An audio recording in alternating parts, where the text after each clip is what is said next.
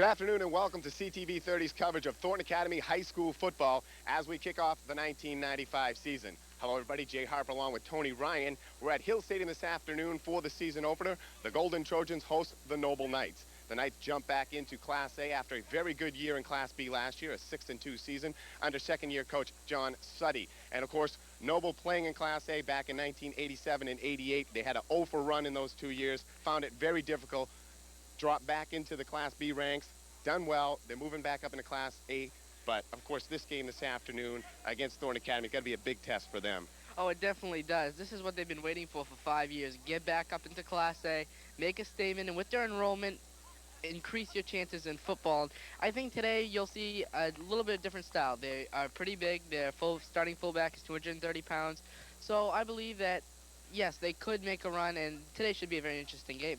Barney Hill, of course, coming into Class A with a victory over Sanford last night, 6-0. Noble, of course, would like to duplicate that. A new era starting at Thornton Academy at the quarterback position. Chris Duranzo takes his start as a junior. Thornton Academy with back-to-back junior quarterbacks getting that 2-year experience. Coach Agresti loves that, and it'll be interesting to see how Duranzo runs the offense today.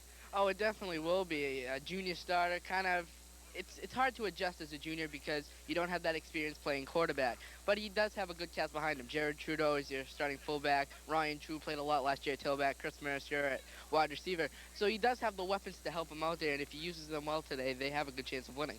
And, of course, the passing game for Thornton Academy. Chris Mercier, a weapon last year. He steps up, plays the Z-back position. Thornton Academy will like to mix it up as they have in the last couple of years. Should be a good test here at Hill Stadium this afternoon. A beautiful sunny afternoon, 80 degrees. So, of course, conditioning will be a factor. Noble has 7 players going both ways, and that'll be a big test for the Knights. Oh, it definitely will be. When you have 7 players going both ways, fourth quarter is an extremely difficult time for these kids. They really have to suck it up, especially when it's third and long for either of these teams. They really have to suck it up, see what they can do offensively and defensively. So conditioning will play a big factor today, and I hope just to see a real good game from both of these teams starting off the 1995 season. Labor Day weekend, we hope to see some good work here on the football field as we kick off the 1995 season. We'll take a break. Back with Thornton Academy Noble right after this.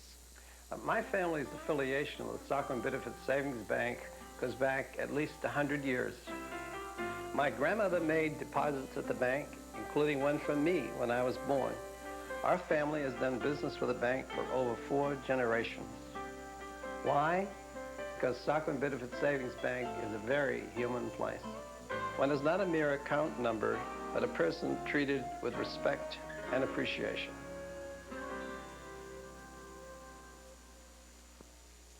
Make your presentations come to life with color. Mailboxes, etc. brings you Xerox color copies for as low as 79 cents. And there are so many possibilities. You can turn black and white copies to color. You can highlight color conversion, and merge documents. So get your high-resolution color copies today at Mailboxes, etc. on Saco Island, your local UPS, fax, copy, and now color copy store.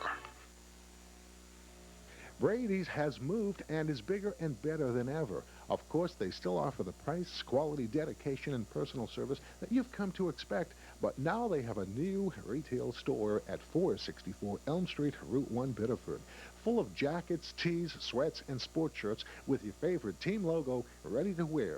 It's Brady's, now at 464 Elm Street, Route 1, Biddeford, first for your personal sports clothes needs.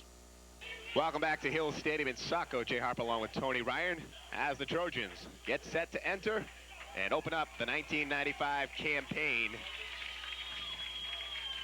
A beautiful afternoon, 80 degrees plus on this late summer Labor Day weekend. Of course, Noble returning to Class A 7-year hiatus where the Knights really struggled back in 87, 88. The last time they played Thornton Academy, it was down in Berwick. The Trojans winning, I believe the score is right around 41-2. And of course, that was Thornton Academy's last state championship year when they won the gold ball in 1988. And maybe this can bring Coach Agresti and the Trojans some good luck.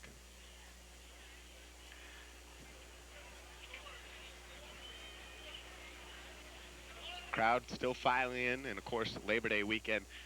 It's hard to get that football atmosphere being so warm and summer still going on, and a lot of people, of course, doing outdoor things and going away for the weekend, you don't get the big crowds on the first game of the season. Last night's action around Class A football, there were some dandies. And, of course, one of the best games, South Portland over Gardner, 36-35 in 4 overtimes. The score was 7-7 after regulation, and there was some scoring in OT, and Coach Wolfgram going for the 2-point conversion in the 4th overtime. A gutsy call. Faked the extra point and passed in the end zone for the victory. And, of course, South Portland, one of the favorites this year in Western A. Other scores, Mount Blue over Westbrook 8-0. Lewiston handing it to Lawrence 42-20. Bangor trouncing Edward Little 45-14. Waterville over Deering 22-6. And Bonnie Eagle steps up into Class A, and not a big surprise to a lot of people. Over Sanford last night 6-0. Sanford, though, much improved and, of course, playing very well. Bonnie Eagle, a very good team, and they'll do well in Class A this year, even though it's their first year ever. And coming after 5 years and a couple years as a club team and then playing a non-league schedule in Class B. The Tri-Captains out on the field for Thornton Academy in the 1995 season. Enrac Sargent, number 38. Nick Tabor, 77. And Jake DeRocher, 45. The Tri-Captains for the Golden Trojans. Tri-Caps for Noble, Matt Kelker, Todd Myrick, and Paul Fleck. Trojans win the toss. They defer, something Coach Agresti has opted for a lot in the last few seasons. And they'll open up the 1995 season on defense.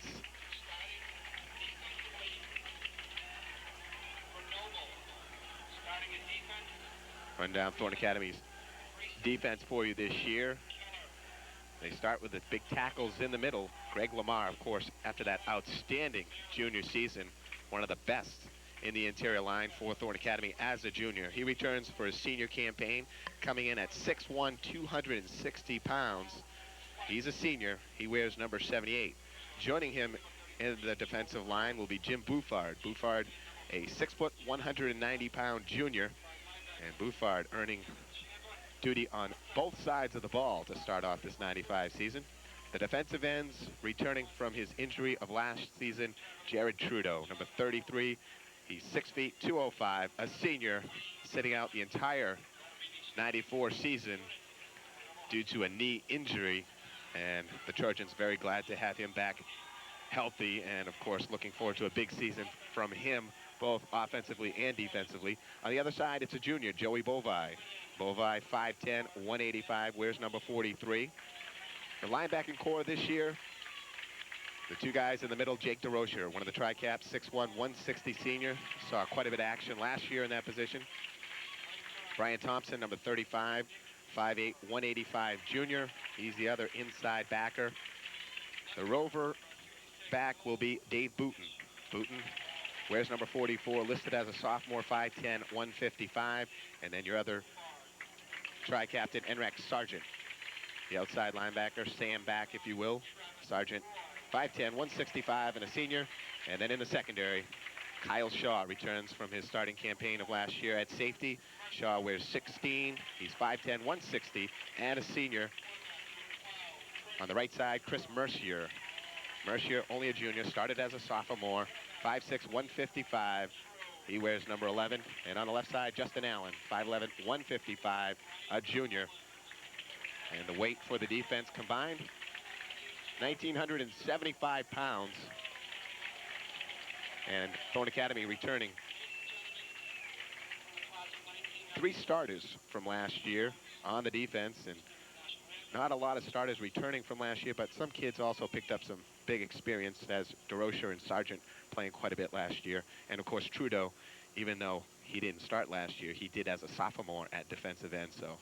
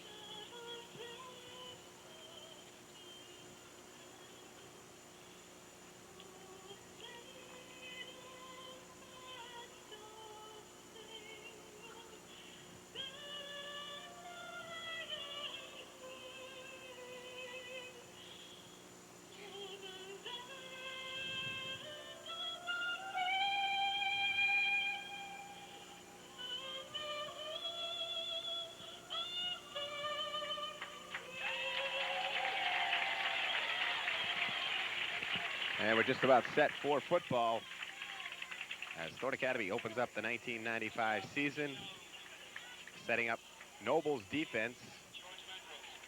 The Knights pretty big across their, their offense, pretty big across their offensive line. Left tackle, Jason Rogers. Rogers, 6'3", 240. Left guard, number 53, Tom Arusha. Arusha, 5'9", 215. The center, Jeff Mason. Mason, 5'11", 210, a senior. Nick Perro, the right guard, 5'8", 180, a senior as well. Right tackle for this afternoon, number 56, John Hall. Hall, 5'9", 235, a sophomore. Your wideouts, Todd Merrick. Merrick, 5'10", 175, a senior. Paul Fleck, very dangerous, wears number 26, one of the tri-caps. 6 feet, 180, and a senior. At quarterback, number 11, Matt Kelker. Kelker, 5'8", 200, a senior. And they're very big in the backfield. Kevin Chandler, 6'2", 230, a junior. He's the fullback. Larry Hartford, 5'9", 185, a sophomore, starts at tail. And James Blood, the wingback, 5'8", 175, a junior. Jared Trudeau gets set to kick off for Thornton Academy. And we're underway at Hill Stadium. A high end-over-end kick. Fielded on the right side by Merrick at the 14-yard line. Coming up the middle, and he'll get taken down right at about the 23-yard line. And the Trojans with excellent kick coverage. And the Knights will start 1st and 10 from their own 23. Excellent coverage by the Golden Trojans, getting downfield and making sure that the returner couldn't get back across the field for the open field run.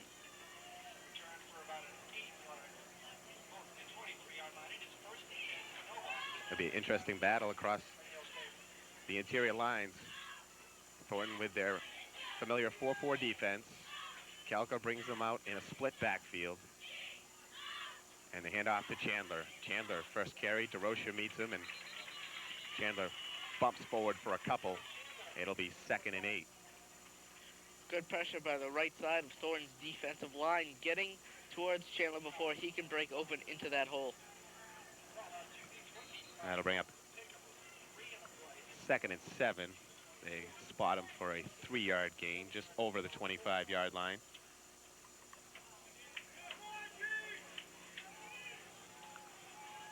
Kelker brings them out in the eye. Hand off to the tailback, and whoa, Brian Thompson. Meet Mr. Hartford. And he drove him almost to Connecticut. What a hit. Thompson, of course, seeing some time last year at fullback, late in contest, and a bruising runner, very tough kid, and you'll see him this year in the backfield on offense, and probably a lot more of those type of hits as well. Noble will send Fleck to the far side of the field. James Blood, number 43, joins him out there. I formation, a 3rd and 7. Movement, flag down, pressure coming in. Thompson can't get to him, and Kelker on the run, scrambles for the first down. But the motion against Noble, that'll bring that play back and set up a 3rd and long. Both DeRocher and Thompson were stunting on the play, and both just nearly missed getting Kelker in the backfield.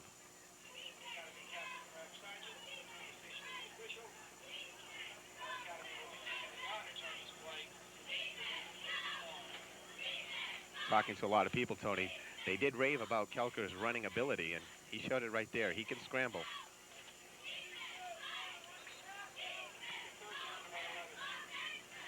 That'll bring up a 3rd and 11.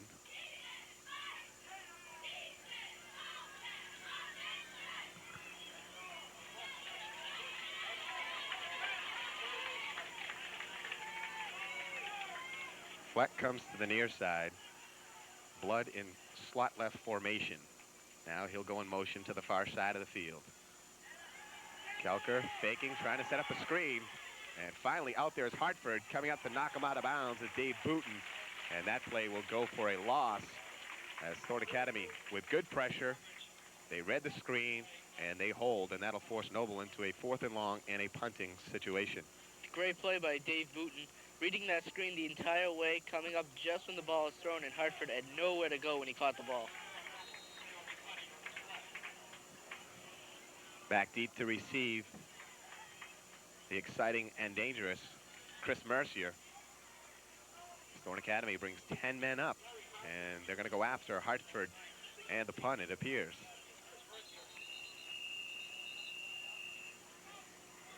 Noble uses a timeout. 9:38 to play. First quarter. Thornton nothing, Noble nothing. You're watching Trojan football on CTV30. After a day of hustle and bustle, treat yourself to Alice's Place, 25 Washington Avenue, Old Orchard Beach. Alice's Place is the home of the Stromboli and also offers complete Italian dinners, hot and cold sandwiches, delicious soups and salads, and fresh dough pizza and calzones. And be sure while you're there to ask about their desserts and luncheon specials, and remember, Alice's Place delivers. Hey, there goes Mr. Alice.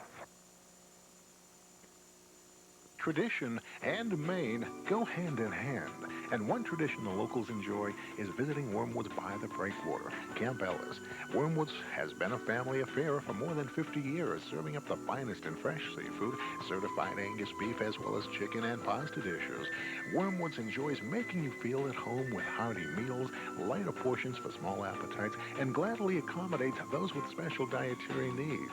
Visit Wormwood's. Become a part of the tradition. Barnum Animal crackers next to Jurassic Dinosaur cookies. Gumballs and Mary Jane's next to Nintendo bubblegum. Penny candy everywhere. Are you in the Twilight Zone? No, you're at the Wayway store, where every day is a step back to 1929. Stop in and visit with Catherine and Peggy for all your everyday grocery needs and then some. And remember, a slower, kinder time. From penny candy to padlocks, dried beans to dolls with homemade outfits, you'll find it at the Wayway store. Step back in time at the Wayway store without leaving today. Looking at Thornton Academy's schedule this year. 8-game schedule, some changes as far as scheduling because of the entries of Bonnie Eagle and Noble. And Thornton Academy this year not playing the Portland schools. As you get a look at their schedule next week, they travel up to Waterville to play defending Eastern champ Waterville Panthers. And then it's at Bonnie Eagle, home against Marshwood, at Sanford, home Lewiston, at Massabesic, and of course here against Biddeford. As Mercier fields it at his own 49, scrambles to the left, breaks one tackle, stays on his feet, and finally knocked down at the 40-yard line, where the Trojans will take over 1st and 10. Great field position at Noble's 40-yard line.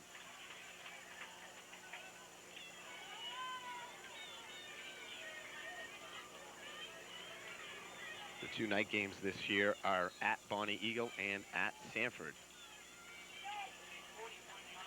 Chris Duranzo, the junior, takes over at quarterback as he assumes the helm of the Trojans. Excellent runner. It'll be his passing that people want to see how he fares in that department. Handoff will be to Trudeau. Trudeau not much there as the Knights stuff it up in the middle. Larry Hartford, along with number 33, Joe Irwin. Only a yard gain. Excellent defensive coverage by the interior of Noble's defense, not allowing Trudeau to have any open running room. Thornton sends Matt Brochu to the near side of the field, Justin Allen to the far. Trudeau the lone back, now Mercier in motion. Fake the handoff, Duranzo runs it up the middle, and Duranzo will fight forward for a gain of about 6 on the play.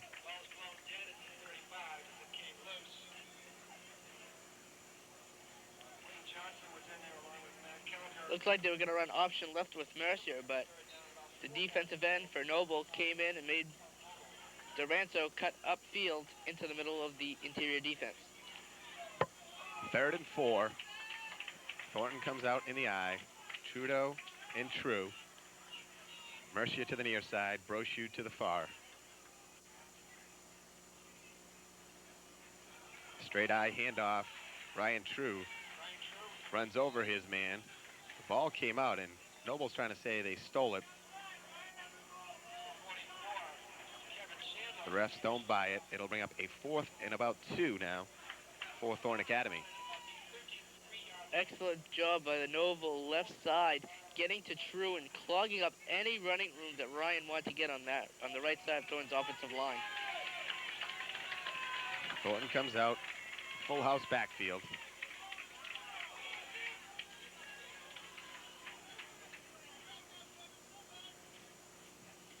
Handoff to Trudeau. Trudeau breaks the tackle into the secondary, and he'll get about 8 yards on the play and a Thornton Academy first down. The right side of Noble's defense tried to come inside, see if they could take away anything up the middle, and Trudeau just bounced it outside and found plenty of running room for the first down. Thornton's offensive line, Travis Roy, the center. Noel Heidish, the left guard. Jim Bouthard, left tackle. Brian Holland, your tight end. And then Tabor and Lamar on the right side. That time going to the left for the Golden Trojans. Kick out block, but not enough for Trudeau, as Joe Irwin, number 33, sheds the block of Trudeau and makes the tackle on Ryan True. A loss of 5 on the play. Excellent defensive job again by Noble. True had nowhere to go on that particular play. Joe Irwin, 5'11", 200-pound junior, and he's had 2 big defensive plays already.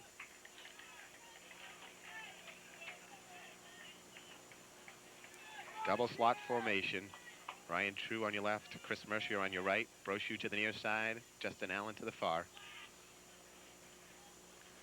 Duranzo attempting his first pass of the year, complete to Ryan True, but that'll only get back the 5-yard loss, so it'll bring up a 3rd and 10. Harford and Kelker all over True when he caught that ball. Excellent coverage by the Noble secondary and linebackers. Thornton used that play a couple of times last season to Ryan True. One game against South Portland for a touchdown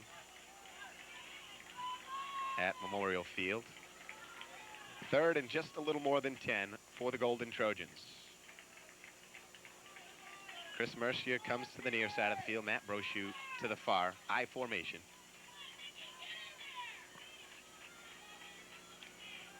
Duranzo with some time, and at the last minute, the ball swatted down. Nick Pirro, number 51, gets in Duranzo's face and knocks it down at the last moment. And that'll bring up 4th and 11. The ball at the 26-yard line. Nothing fancy about that rush by Pirro, just straight head forward and stuck the arm up to deflect away the pass. Noble putting up a good opening defensive stand against the Golden Trojans. Thornton will go for it on 4th down for the 2nd consecutive series. Mercier to the near side, Justin Allen to the far. Mercier drawing sole coverage out here. And Duranzo setting up a screen. Floats it over to Trudeau. Got blockers and a lot of room. Trudeau down inside the 15, almost to the 10. That'll be a Thornton Academy first down. Noble fell right into the trap of Thornton Academy. They came with 7 men, and they all ran after Duranzo, and when Trudeau went out for that screen, there was no white shirts.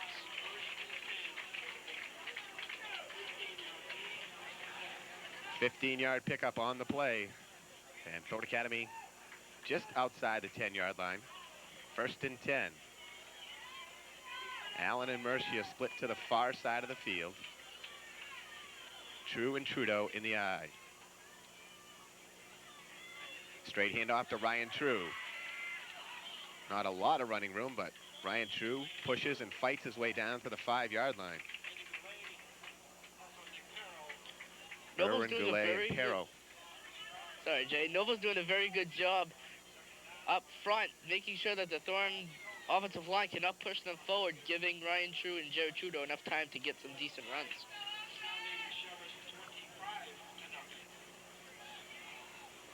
That'll bring up a 2nd and 5. The ball just outside the 5-yard line. Allen goes to the far side of the field. Mercier to the near. Duranzo fakes. Now he's in trouble. Spins off, and he'll throw the ball away.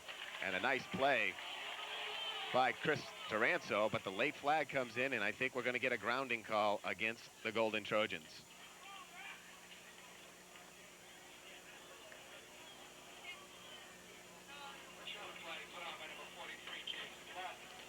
Doranzo did a very good job just getting away from that type of sack. And that's a very tough call because there were a couple of Thornton kids over there. Throwing out of bounds must be the call. Intentional grounding. And the thing was, too, not only were there a couple of Thornton receivers in the area, but Doranzo had escaped the pressure, and he had a good 5-yard cushion when he unloaded that ball. It wasn't like somebody was right in his face when he unloaded. He got away and knew that he was 10 yards behind line of scrimmage and said, let me just get rid of it, get the ball back to the original line of scrimmage. But the referees don't buy it, and that'll bring up a 3rd and 17 now for the Golden Trojans. Doranzo firing out the flat, the curl back in. We had some contact, and no call out there as Larry Hartford had the coverage on Justin Allen. Questionable call out there. A little bit of pushing out there. I thought they might call pass interference, but I guess the referee felt that they were both going for the ball, therefore no pass interference. Another well-thrown ball by Doranzo, but incomplete pass, and it's 4th down now for Thornton Academy. They've picked up 2 first downs on 4th down, looking for their 3rd here on their opening series of 1995. Double slot formation. Pressure coming in. Doranzo scrambling away from it. Fires down low. He gets Trudeau. Do they rule it complete or not? But it won't be enough for the first down as Noble holds, and the Knights doing a fine job on their opening defensive series against Thornton Academy's young but potent offense.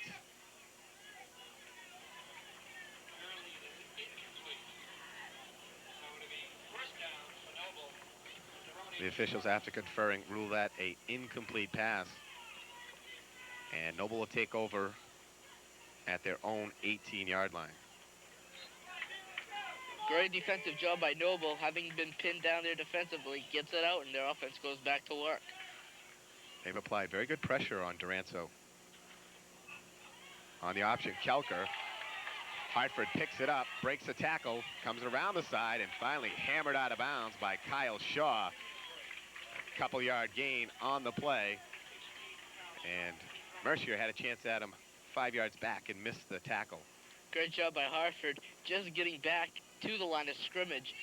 The great pressure by number 44 for Thornton, Dave Booten, making Kelker throw that ball errant and having Hartford really have to make a good play. 2nd down and 8 now for Noble. They come with a split backfield, and now Blood comes in motion to the near side. Handoff straight up the middle to Chandler, and Chandler's not going anywhere. Greg Lamar grabbing a jersey and pulling back, and Jake DeRocher also in there making the stop for the Golden Trojans. And that'll bring up 3rd down and a long 7. Chandler's not a small kid. He's 6'2", 230 pounds. That is one big fullback to try and bring down defensively. Thornton's done a good job on his 2 carries so far, neutralizing him and not allowing him to break tackles. Fleck to the near side. Split backfield. Blood now goes in motion to the far. They fake the counter. Rolling out is Kelker. Kelker lofting it out. A man wide open downfield. And the ball just overthrown. Todd Merrick was all alone behind the Thornton Academy secondary. Great play-action pass by Kelker, sucking in the entire Thornton defense, and then wide open and just overthrown. If he catches that, he has lots of green in front of him. Coach Agresti certainly will talk to his secondary and about the blown coverage there. Nobody picking up Merrick, and Thornton Academy escapes a early bullet. Hartford will kick it away for the 2nd time as the Trojans hold. Flag comes in. As Hartford boots one straight up in the air. Legal motion against the Knights, and they'll do it again. Thornton should once again get excellent field position, as this time they send back Ryan True and Chris Mercier. Let's see if they change their plans Having Noble pinned deep now, punting from his own 5-yard line will be Larry Hartford. True and Mercier drop back. And again, a short, high kick. The Trojans got to get out of the way. The ball bounces and takes a very favorable bounce for Noble and goes out of bounds at the 38-yard line, where the Trojans will set up 1st and 10, picking up a couple of yards from their last possession. 2:33 to go, first quarter. No score here in Saco. You're watching Thornton football on CTV30. Here's some very special news from the Captain's Galley. 4 of your favorite meals are now only $12.95, and better yet, that's 2 for $12.95. That's right. Prime ribs, stuffed scallops, baked or fried haddock with the works are only $12.95, 7 days a week. Of course, the famous 2 for $10.95 meals with over 10 entrees to choose from are available Sunday through Thursdays. And start your day smart the Galley way with no cholesterol eggs and other sumptuous specials. Head over to the Captain's Galley for a very special meal.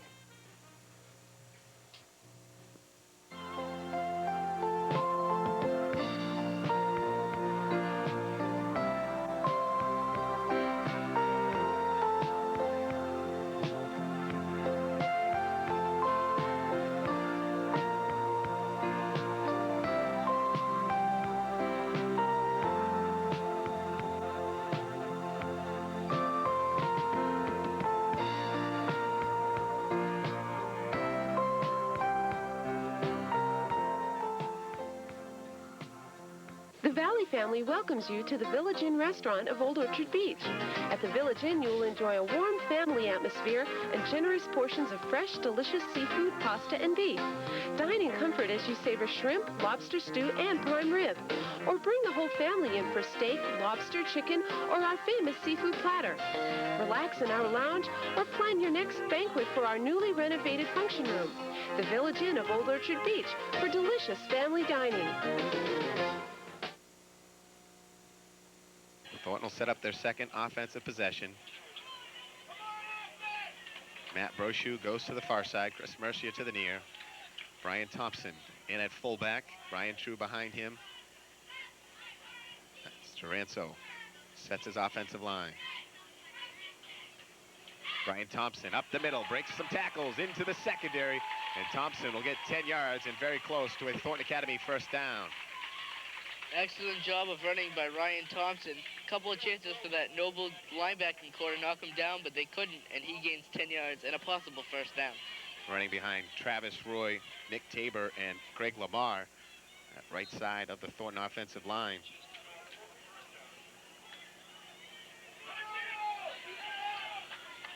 Tabor and Lamar bring experience from last season in the offensive line, and they both bolster that right side with size and experience. 2nd and inches. Taranso fakes, looking deep downfield, firing out for Mercier. Mercier just over his hands and incomplete. As Thornton Academy looking to strike up on top in a hurry. Paul Fleck with the coverage on Mercier. Mercier kind of stopped around the 10-yard line. I don't think he knew the ball was being thrown. I turned around and Fleck, I think, was in his eyes, really couldn't see the pass and just a little bit overthrown.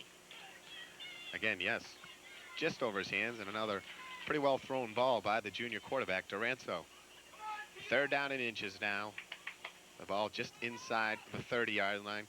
Coach Agresti's thinking, obviously, a great call there. A Green Bay Packer, Bart Starr, Vince Lombardi type call for us older fans. Thompson darts through the middle into the secondary, and he picks up 7 yards and a Thornton first down.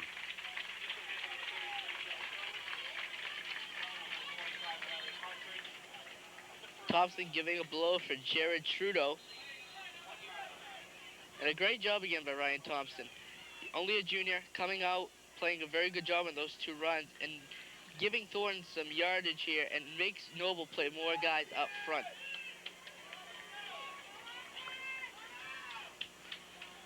First down and 10. Taranso with a pitch, and True drops the ball. Does he get back on it? It appears he did, and unfortunate there because Ryan True had a lot of running room The kickout block was being executed by Thompson, and he had the inside cut and then a lot of room to the corner of the left side of the field. And that'll be a loss of 2. Thornton Academy has done this now on each series. Get the first down and then either on first or second down lose yardage and put themselves back in a hole. Loss of 2 on the play. It'll be 2nd and 12. Matt Brochu comes to the near side. Justin Allen to the far. Mercier now in motion. Counter back to Chris Mercier, and not much doing there. Nice play by Larry Hartford as he reads it. Comes from his right side to make the tackle over on the left side. No gain on the play. That'll bring up 3rd and 12. Hartford has been all over the place defensively. He must have at least 5 or 6 tackles by now. Doing a great job in that interior middle linebacker position for Noble. And they're really putting pressure now for Thornton to make another key 3rd down. Thornton has been forced to come up with 3rd and 4th down conversions here in this opening quarter. Timeout call by Thornton Academy with 11 seconds left in the quarter. The Wind not doing a whole lot here at Hill Stadium today, so I'm not sure why Thornton used the timeout. Late in the quarter, sometimes on a big 3rd down play, you want the Wind at your back to throw the football. That wouldn't seem to be the case here. Maybe Duranzo, realizing the time clock running low, calls the timeout. And 3rd down and 12 facing the junior quarterback and the Thornton offense. Dennis Avery on the camera today. Jay Harper and Tony Ryan with you in the broadcast booth. You're watching Thornton Academy football on CTV30. Get a look now at the crowd on hand, and for the home side, Thornton, not a bad turnout for Labor Day weekend and being such a beautiful day.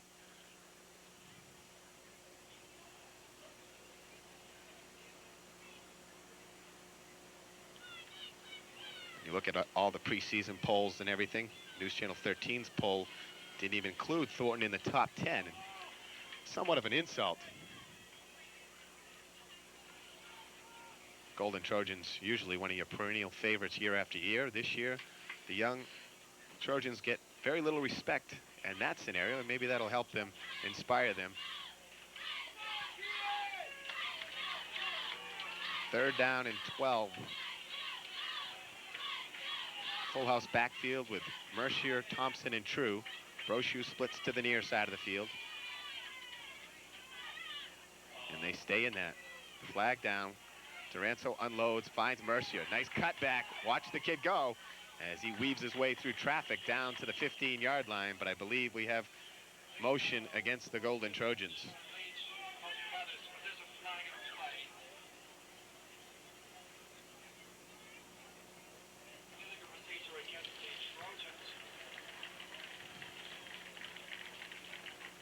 Score coming out of Portland.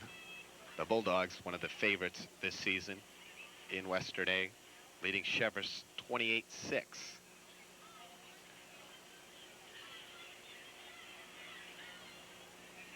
Portland, South Portland, Biddeford are your teams being touted here in Westerday, and bizarre scheduling with the addition of Noble and Bonnie Eagle, and the fact that there's 13 teams in Westerday and still just 8 in Eastern, and the fact that they still play an Eastern team leaves Thornton not playing. Portland, South Portland, Deering, Cheverus, Westbrook, not even on the schedule. So at the end of the year, your Crabtree figuring will come into play. It's a power rating of the schedule and who you play, strength of your schedule, victories. And that'll be the end of the first quarter, where we find Thornton Academy and Noble deadlocked at 0. We'll take a break. You're watching Thornton football on CTV30. CD-ROM, Windows, Internet, Modem, CompuServe. If these words have no meaning to you, then you need to learn about Widget Works. New to the area is a revolutionary computer resource center that makes computers accessible, affordable, and fun. You're observing a partial list of services. Computers are a fact of life. They can be confusing, difficult, or painless and pleasurable. Come to Widget Works. Let them teach you the painless facts of life. Wagner's Market, 188 Lincoln Street, Saco is your neighborly variety store with all your daily needs in one quick stop. The biggest and best subs in town, ice cold beer and soda, pizza, a fine deli selection, megabucks tickets, and daily specials. All ready for you in seconds for a speedy takeout. If you want to eat in, Wagner's has plenty of space for that too. Wagner's is infamous for its gut bomb sandwich, big enough to bomb any TA opponent or to serve to the entire TA football team, who's hungry for wins and Wagner's. 188 Lincoln Street, Saco, sponsor of the gutsy player of the game. Joe, wake up. What is it? I think there's someone downstairs. No, there isn't. Go back to sleep. No, go down and look. Come on, Sue. Did you lock up? Of course. Now, would you? I don't trust those locks. Look, I put the locks in myself. That's what I mean. Okay, I'm going. Thanks, hon. Be careful. Make sure you're secure with professionally installed quality locks.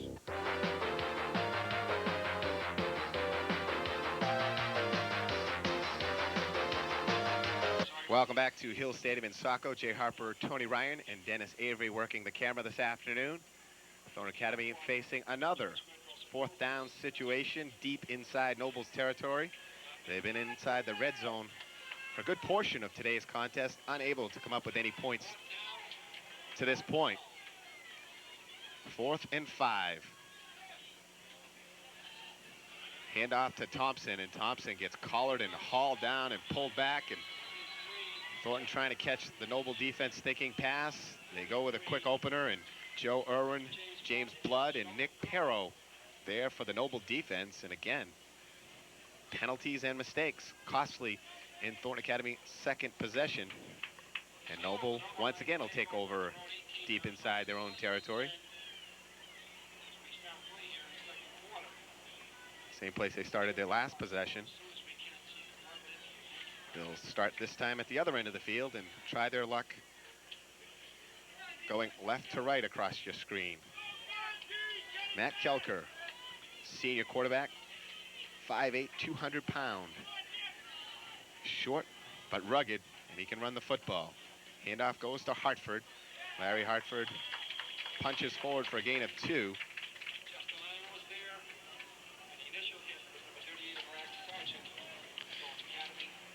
Great job by Jake DeRocha. First one to hit Hartford, but once he got the ball, there was a very slim hole, and that shut very quickly when DeRocha got there.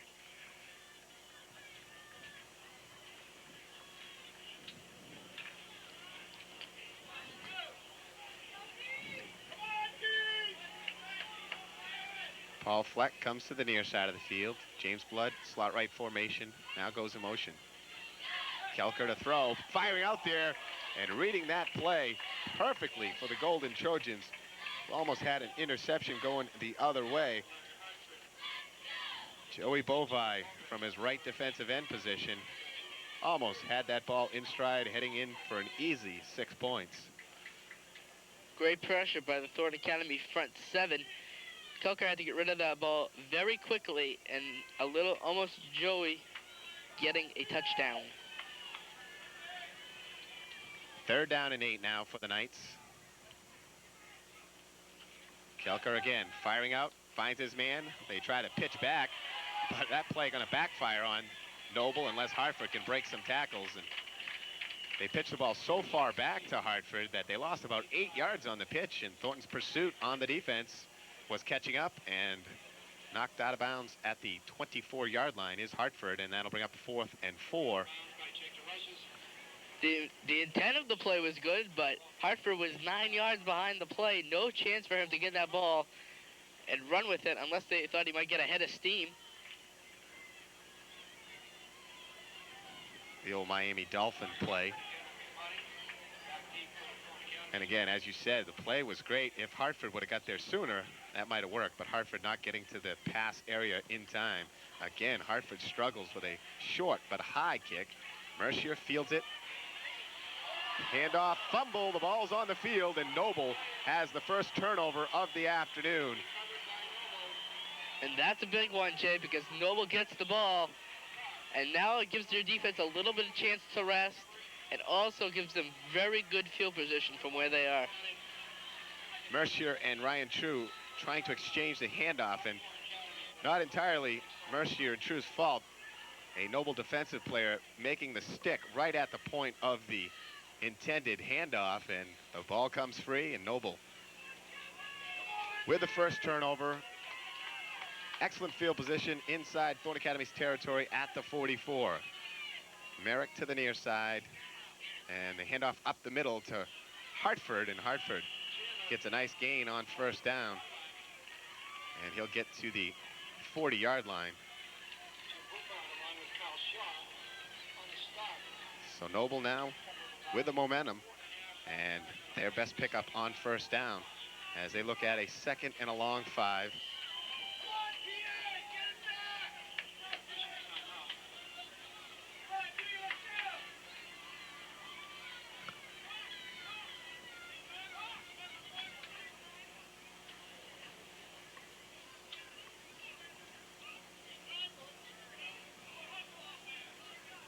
Officials timeout now, and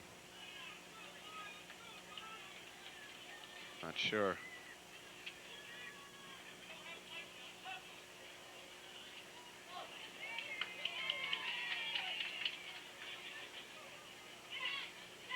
I believe we have a Noble player injured and requesting some medical help from the Thornton Academy staff.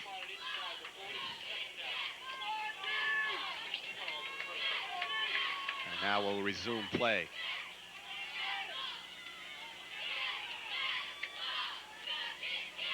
Kelker fakes, rolling out, has some running room, and he's going to tuck it in and go. And he dives forward for Noble's first down of the afternoon. He should be just over the yard marker, and Noble has 1st and 10 at the 33. Sorry, Jay, again. They ran that bootleg, and Thornton did a good job of the coverage, but Kelker had plenty of running room to get that first down. Merrick comes to the near side, Blood and Fleck to the far. Trying to run the option, and covered up and break down is Kelker. Jake DeRocher with a sack and a loss of 4 on the play. Back to the 39-yard line.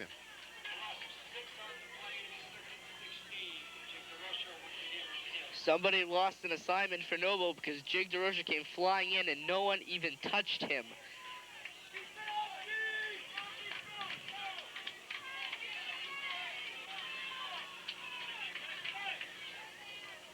Blood comes in motion. Straight drop for Kelker. Fakes, now looking out for the screen. Fires out, Hartford opens, got some blocking. Mercia calls him, and Hartford pushes him forward for a gain of about 3 more after the initial hit. And a good pickup on 2nd down, putting Noble back in position.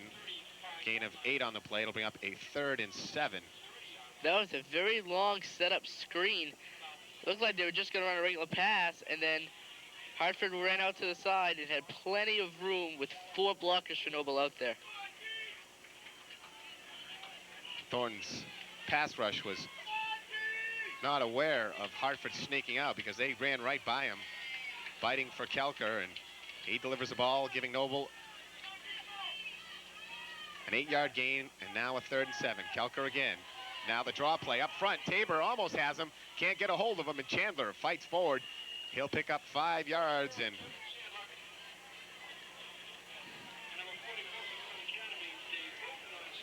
that'll bring up 4th and 2 now for Noble. The ball down to the 24-yard line, and Noble obviously will go for it here on 4th down.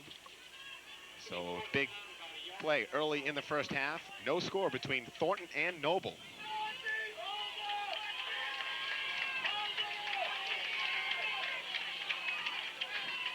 Kelker brings them out in a strong left formation. And the straight handoff to Hartford. Hartford fighting. He's fighting. It'll be very close. Good 2nd and 3rd effort by the junior, Larry Hartford. Actually, Hartford only a sophomore. And The spot of the ball looks like he's going to be just short, but we will have a measurement with 6:56 to go, second quarter. Thornton Academy, Noble, no score. You're watching Trojan football on CTV30.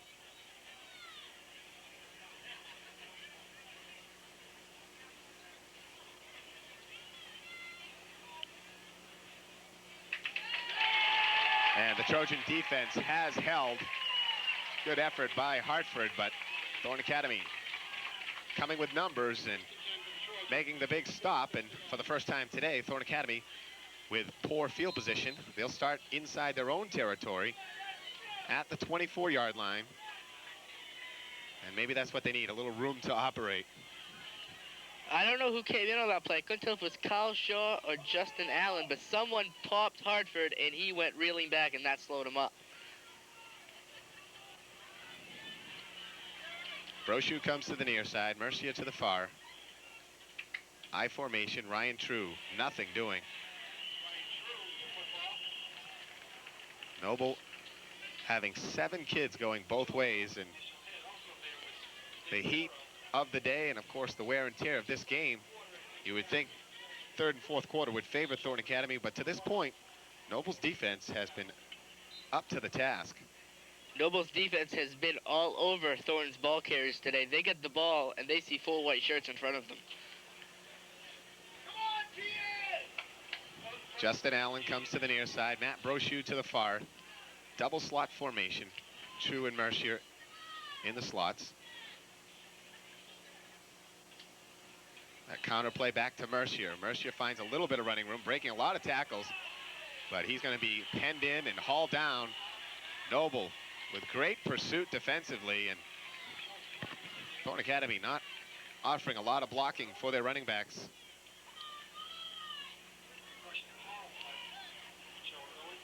And that'll bring up 3rd and 12 now. Kyle Shaw now shuffles in the play for Coach Agresti.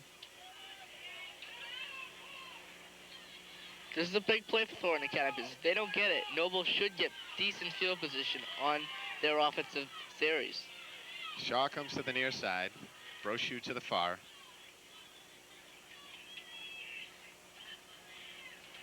Duranto rolling to the left, finds some running room, fires out. Had Jared Trudeau wide open, but threw the ball behind him. And Trudeau would have been there for the first down, but it falls incomplete. It brings up a 4th and long and a punting situation for Thornton Academy. Dave Booton, number 44, will do the punting for the Trojans. And now it could be Thornton's defense getting a little tired. They're going to be asked to come back on the field once again, as Thornton goes 3 plays and out for the first time this afternoon.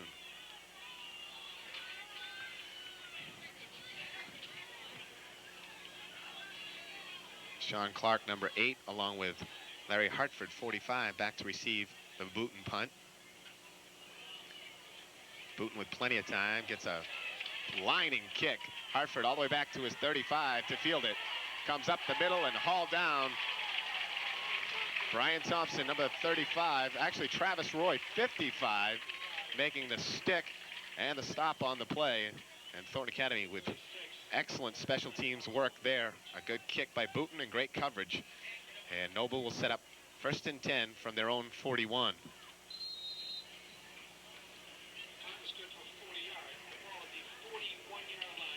Clock moving, 4:40 to go, second quarter, and still no score in Saco.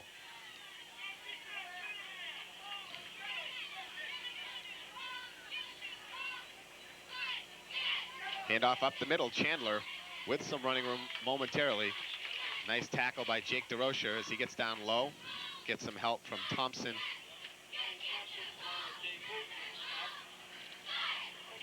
Noble's running backs are getting that initial hold, but Thornton Academy's linebackers are shutting them off and making them run east-west instead of north-south, and not allowing them to get those big 4, 5, 6-yard gains to make short second downs.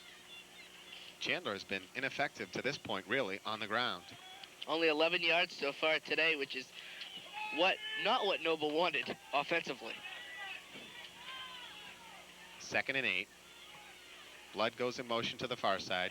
Fake the counter. Rolling out is Kelker. Fires out. The ball almost there. Great defensive play by Brian Thompson to strip the ball from Chandler. And then the stick coming in late as Chandler gets the ball taken away, and then he gets whacked and knocked to the ground, adding insult to injury. Great play by Thompson. Just distracted Chandler enough to make sure he can't catch that ball. And if he does catch that ball, that's a first down for Noble. Actually, it would be adding injury to insult. Insulted that the ball was taken away, then the injury came in with a stick late.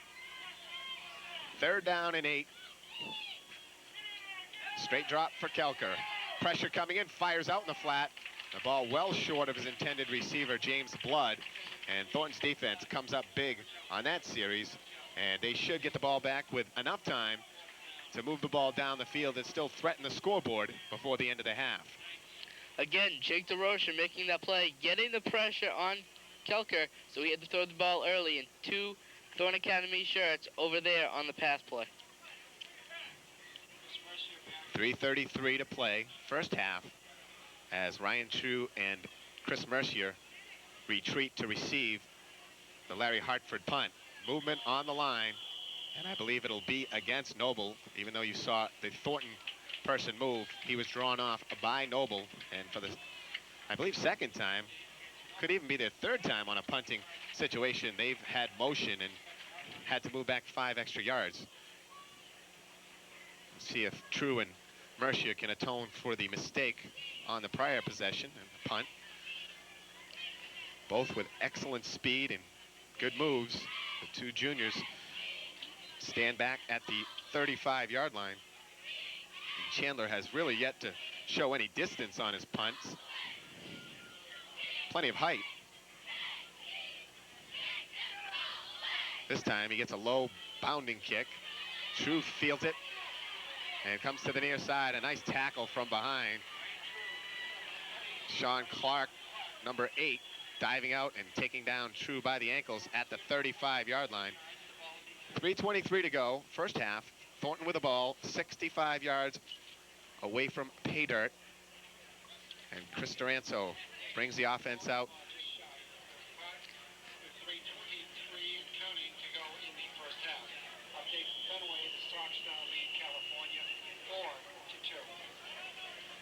And of course, Bon Eagles' strong performance last night against Sanford, a 6-0 victory. The score coming very late. Noble now showing the Class A ranks that they have some defense as well. And right now, a scoreless game as we wind down here in the first half.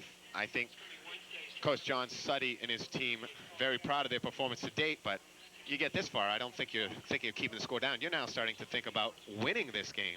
Oh, definitely. Noble didn't come here to put on a good show. They came here to win this ball game, and that's their mentality the entire year. We want to go out and win as many ball games as we can, not go out there to put on a good show to these good, strong Class A teams.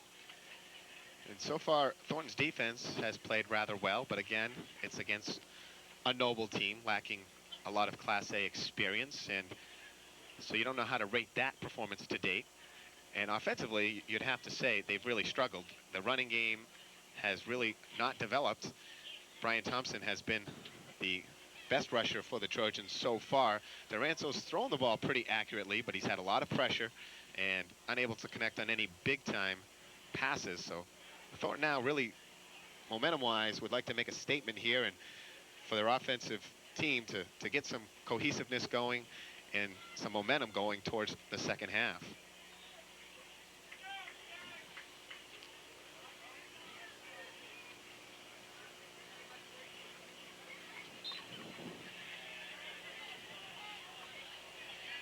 So far, Thornton only has 25 yards on the ground. They have to get a lot more of that so they give Duranzo enough time to get some good passes to Mercier and Brochu.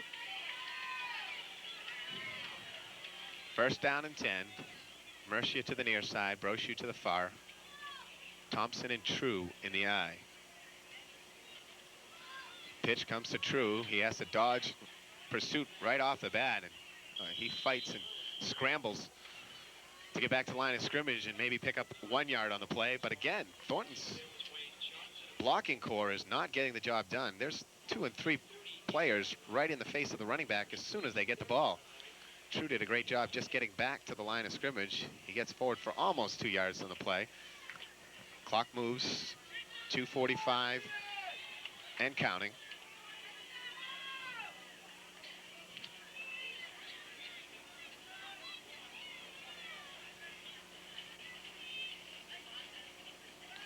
Duranso to throw. Going deep down the field. Mercier gets out there, makes the catch. He'll cut back against the grain and see you later. The 20, the 10, Chris Mercier, Lightning, and the Trojans on the board. I had that feeling sooner or later they were going to exploit Noble. They're coming in with all those men to stop the run. Just a little stop and go. Mercier gets the ball, cuts back across the field, and with his speed, there's no one that's going to track him down. And he's so smart. As soon as he caught the ball, he saw that right side of the field and knew he just had to cut back against the grain. The pursuit was coming at him. He just laterally moved back a little bit, swerved around, and made his dash to the corner of the right end zone. A 63-yard pass from junior Chris Duranso to junior flanker Chris Mercier. The Chris's combined and the Trojans have a 6-0 lead with 2:21 to go first half. And Thornton Academy uses a timeout as they prepare for the extra point try. That ball, too, just slightly underthrown. Mercier started to blow by his man, saw the ball, and he cut back a little inside the defender to make the catch. So that already had him cutting against the grain, against the pursuit. And it was just a perfectly executed play by Mercier. I believe Paul Fleck had the coverage on that play, and Mercier had him beat, but he really never turned around once the ball was in the air. And by the time he turned around, Mercier had the ball, and, well, that was a touchdown. And the Trojans do strike before the end of the half, something they have been notorious for under head coach Dick Agresti, now in his 11th season running the show for Thornton Academy. And they've always had that ability to get one in before the end of the half. Usually it's when they're up 22-0 and they'll strike another one to put the extra exclamation heading to the locker room and give themselves a nice comfortable lead. This case, it gives the Trojans the lead at 6-0. Jared Trudeau, the senior, in for the extra point try. Chris Duranso will be the holder. Bad snap. Ball still gets put down nicely by Duranso as he stayed calm and cool under pressure, picked the ball up, set it down. Trudeau waited an extra second and split the uprights. So with 2:21 to play first half, Thornton Academy 7, Noble nothing. You're watching Thornton football on CTV30. Nothing takes a beating like the inside of your house. Kids, pets, odors, spills, the list is endless. But with ServPro Cleaning Service, your house can be spring fresh year-round.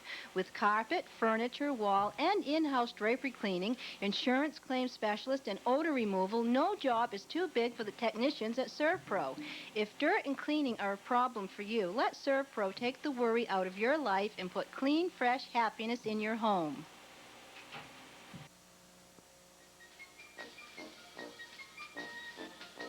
Three-piece living room set starting at $6.97. Twin mattress set starting at $97.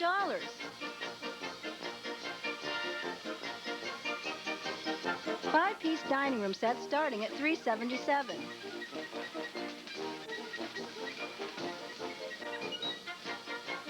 USA Furniture, the home of everyday low prices. Well, if you're Noble right now, you got to be thinking, boy, we played a great defensive half and we finally get burned by a long pass and a big strike play. That's going to really hurt them momentum-wise, but with still 2:21 to go, if they can get their offense moving, maybe they can gain back some of that momentum lost on that big play by the Trojans. Yeah, this series is really key for them, basically because now they've lost the momentum. They have to try and get it back, and if they score before the end of the half, they get the ball in the second half. So that kind of helps them offensively.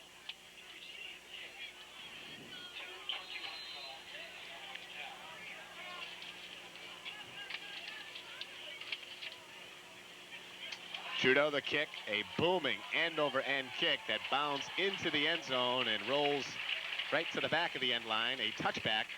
So Noble will take over 1st and 10 from their own 20. Trudeau with a now strong breeze coming right to left.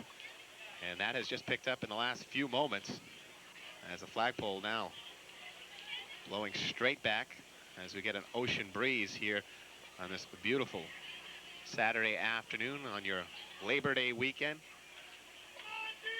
And the Trojans finally go to work as they go 65 yards in 2 plays. A 63-yard pass play from Duranzo to Mercier. Handoff up the middle, and Chandler tripped right up at the line of scrimmage. Greg Lamar, the big tackle, stopping the play.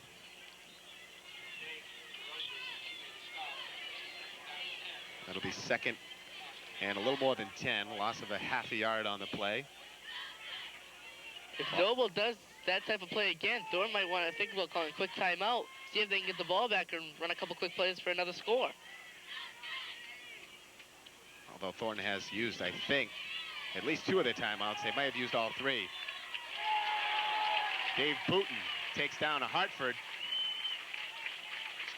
No gain on the play, and a good job by Booton. And he doesn't get out of bounds, and the clock continues to move. It's 3rd and long. So now Thornton Academy, again, sometimes those timeouts are costly. I know Thornton has used at least 2.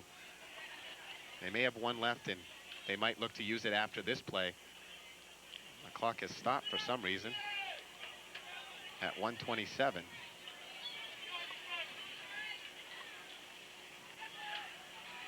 Now they're trying to wind the clock. Kelker fires out over the head of Paul Fleck, incomplete, and that will stop the clock. But Thornton gained about 12 to 14 seconds. Hartford's last run, he didn't get out of bounds, so there's no reason that clock should have ever stopped. And I believe the officials are now conferring on that scenario and what just transpired, because the clock should have never stopped. And you would think the clock would be setting somewhere right around 1:05. But Thornton will get the ball back, and they will get excellent field position, barring any turnovers. The wind now at the face of Hartford. It's blowing rather strong, and he'll have to kick into a very strong wind. Thornton looks like they're going to send 10 men. They got to be careful, of course, to stay away from that roughing the kicker. That was called a few times last year, if I remember correctly.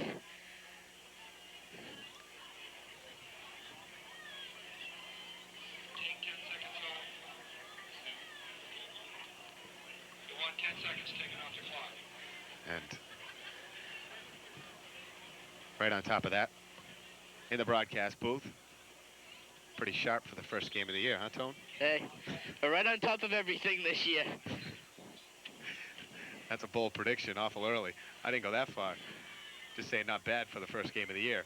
As Mercier drops back now to about the 50-yard line. 10 men up for the Trojans. They're going to be coming after Hartford. Big pressure.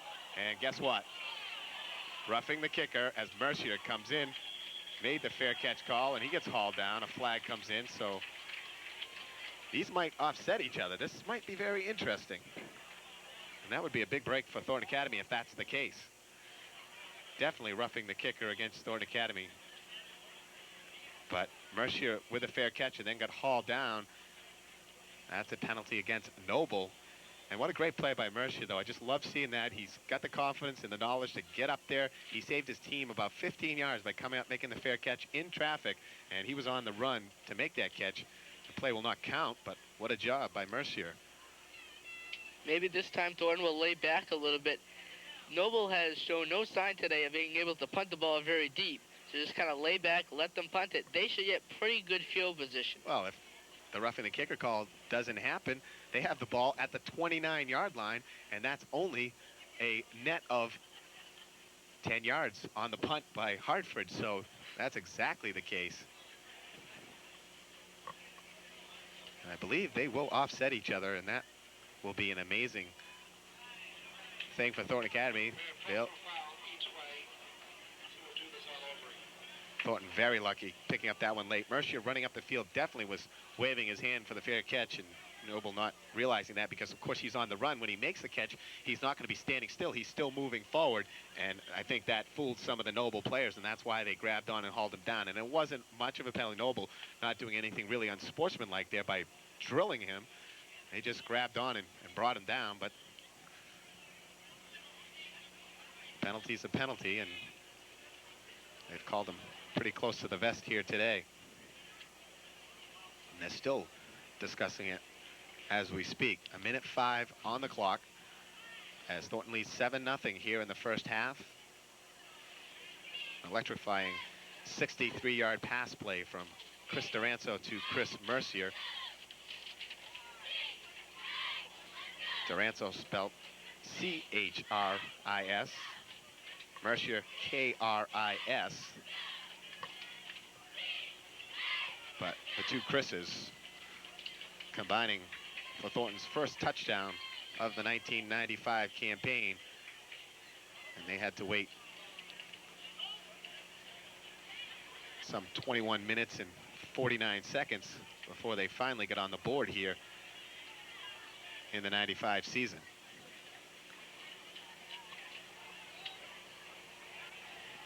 A long delay to finally get this thing sorted out. And they're still going to talk as they bring Kelker in to talk.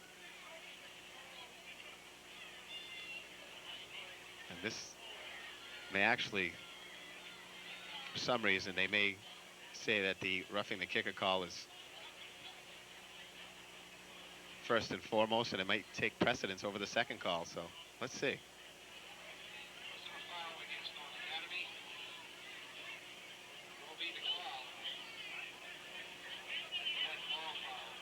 They're marking the ball at the 35.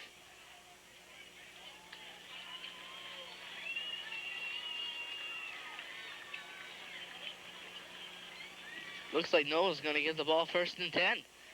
Well, that's what they're going to do. The call precedes, but it'll be the first down, and then they'll mark off the 15 back against Noble. So that's exactly the scenario, and the officials get tested early on this first game of the season. But that rule, you mark off the 15 against Thornton, they get the first down, but then after that, you take the post-possession foul, mark the 15 back. It's 1st and 10. Noble gets the ball, so Thornton doesn't get the chance to look at a 4th down and another punt.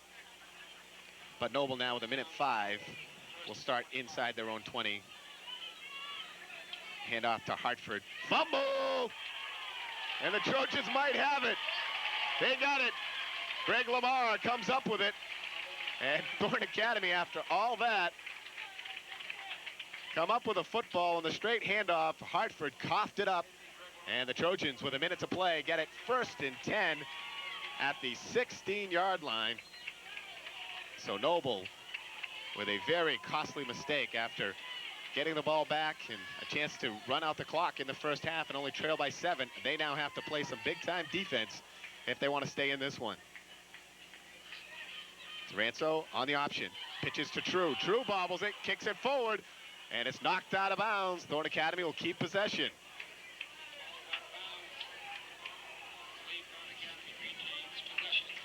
That was a low pitch, but one you would think True should handle. Trojans actually pick up a couple of yards on the play. The ball going out of bounds stops the clock. So it'll be 2nd and 8. The ball inside the 15-yard line. I just watched that last coverage by Noble. They're leaving both wide receivers single coverage. Allen comes to the near side. Todd Merrick, number 20, draws sole coverage over here. On the other side, it's Brochu with Fleck on him. Duranzo with some time. Fires out in the flat. And Merrick doing a great job diving over Allen's head and almost picking that one off.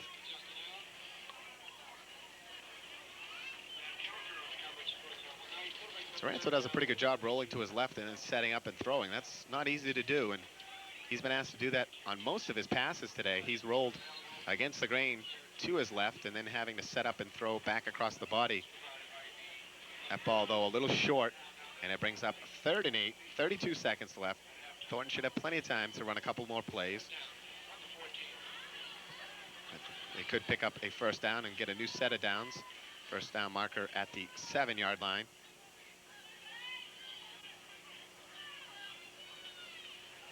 Pressure coming in. Duranto avoids it. Rolls out. Sets up. Fires out in the corner of the end zone. Got it. Oh, it looked like Shaw held a foot in. And they say no. Kyle Shaw with a great catch in the back of the end zone.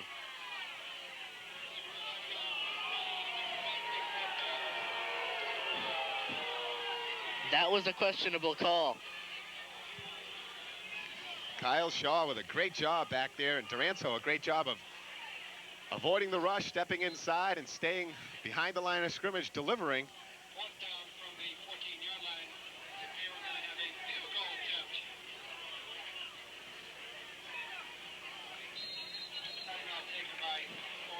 It may have been a good call, though, because it looked like Shaw put that 1 foot back in to make the catch, but it looked like part of that foot may have been on the white chalk line, and that is out of the back of the end zone. The official still a good 10 yards away there to make that call. You would think he'd want to be a little closer to that play, more towards the back of the end zone. He was right at the goal line trying to make that call, but it appeared that Shaw may have been stepping on the end line, and a great play for naught. And now a timeout called. It looks like Thornton Academy will attempt a field goal here with 25 seconds to play in the half. Trudeau showing a good strong foot, and from the spot of the ball, it would be a 30 to 31 yard attempt. The wind still blowing right to left, so it would be at his back.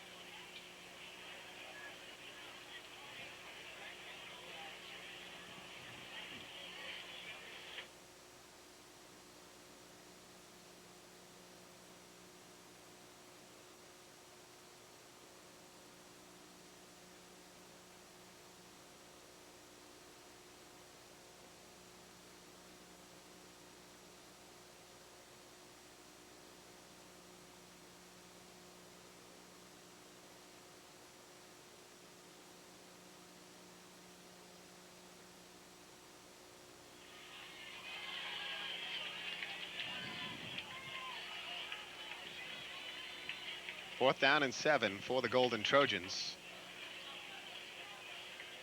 And the tee will be put down right at the 21-yard line.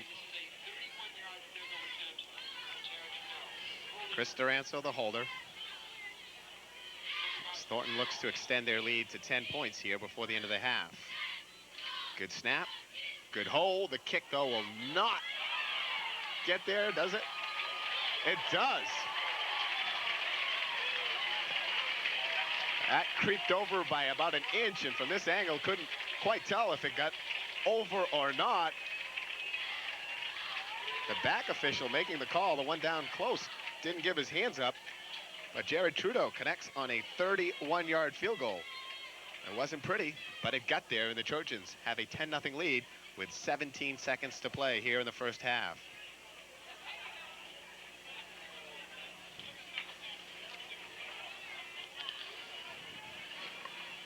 When it came off the foot, I definitely didn't think it was going to get there, and it just kept going and going. And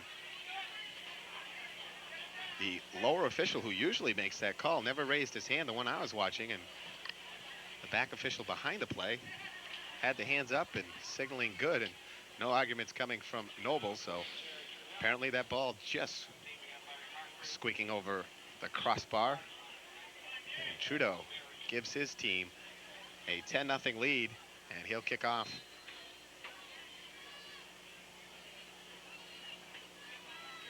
For the third time today, another booming kick brings Hartford back to his own 6-yard line.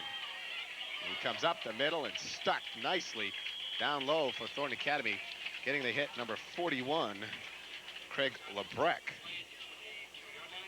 Lebrecht makes a strong hit down low, takes down Hartford.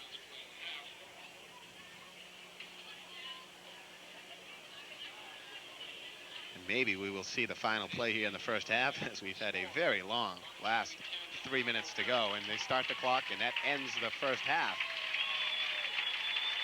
Thornton Academy, after struggling early on, come up with 10 points in the last 2.5 minutes to take the 10-0 lead to the locker room.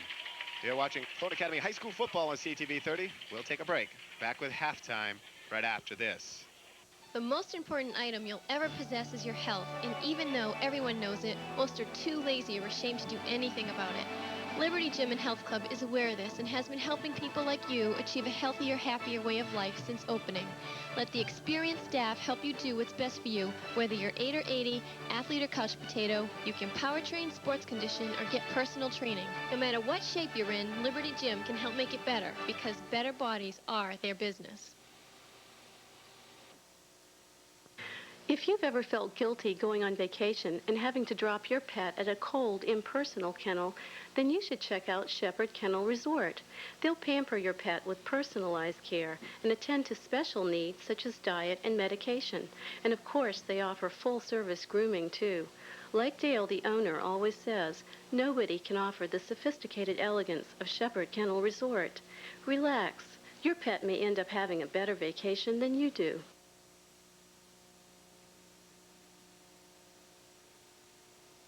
Bob's Exxon and Mini Mart, conveniently located on Elm Street in Saco, is also a state liquor agency. Bob's has a large variety of your favorite brands of beer, wine, and liquor. Whether you're planning a last-minute party, get-together, or just a quiet, relaxing evening at home, Bob's has just about everything you need. Sandwiches, snacks, soda, chips, and your favorite alcoholic beverage. Stop at Bob's today and get your get-together together. Bob's Exxon and Mini Mart.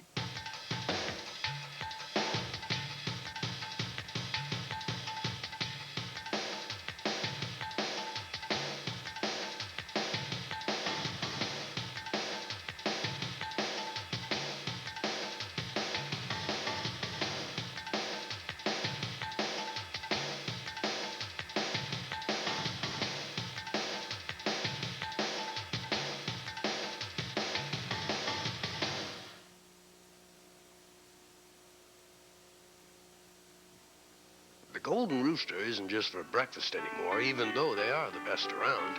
Saco's best-kept secret is the Rooster's delicious and economical lunches and dinners. Now, the soups are homemade daily according to Mrs. Riziakis' family recipes. And the rest of the food, well, as you can see, it speaks for itself. And be sure to leave room for the homemade desserts, because we just don't have enough room here to talk about how good they are. That's the Golden Rooster, Main Street, Saco, across from the post office. Welcome back to Hill Stadium in Saco. Jay Harper along with Tony Ryan. Our score, Thornton Academy 10, Noble nothing. Scoring in that first half, a 63-yard pass play from Chris Duranzo to Chris Mercier. Extra point converted by Jared Trudeau, and Thornton Academy led 7-0 with 2:21 to go in the first half.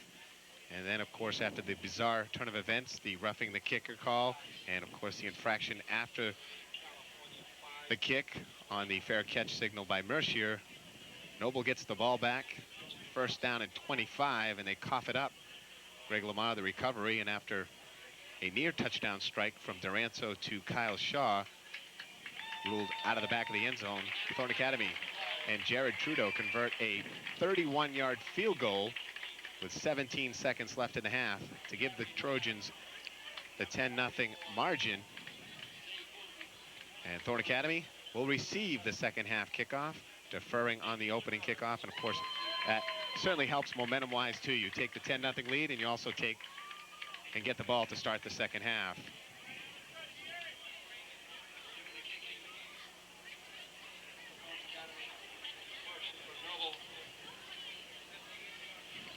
Back to receive, Chris Mercier deep in the middle. On his right, Dave Booton, 44. And on his left side, 22, Nathan Demers. And it looks like Ryan True down with the pads off and on crutches. Jake DeRocha fields it at his 25, comes right up the middle and gets it out to the 38-yard line. A good return for DeRocher and the Trojans as they'll set up 1st and 10 at their own 38-yard line.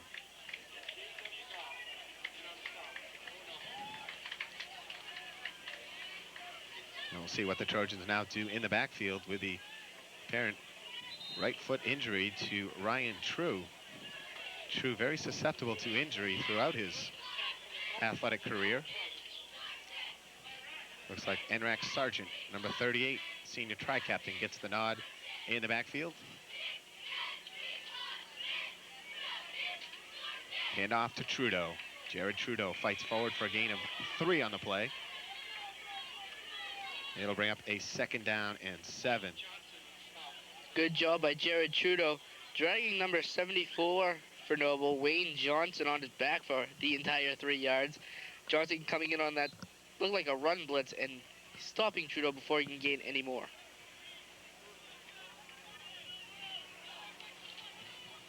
Second and 7 now for Thornton Academy as we open up the second half.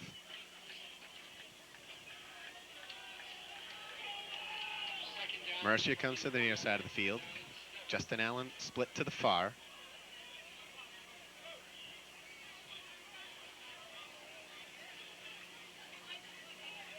Duranto fakes, looking out to pass. He strikes and connects with Chris Mercier. Mercier having to dive forward and make the catch. Only a gain of about 1 on the play.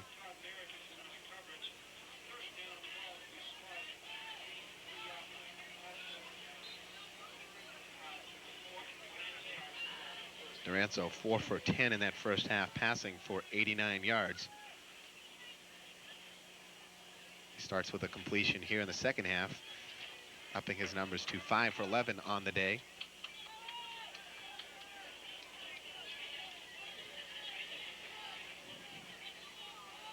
Third down and a long 5 now for Thornton Academy. Duranto with pressure from the backside.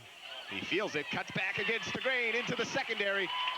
Chris Duranto still going, and finally taken down at the 37-yard line. A big third down run for the junior Chris Duranto.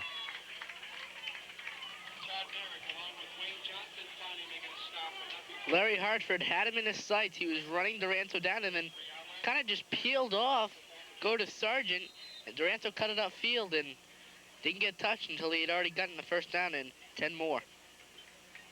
Something Thornton has lacked in the last 3 or 4 years is that really strong running from the quarterback position. Duranto will give you a lot of that. First down and 10, the ball inside Noble's territory. Hand off to Trudeau. Trudeau again fights forward for about 3.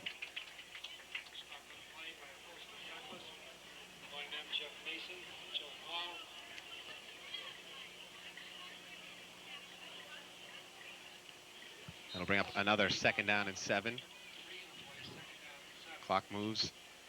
9:10 to play, 3rd quarter. Thornton Academy leading 10-0.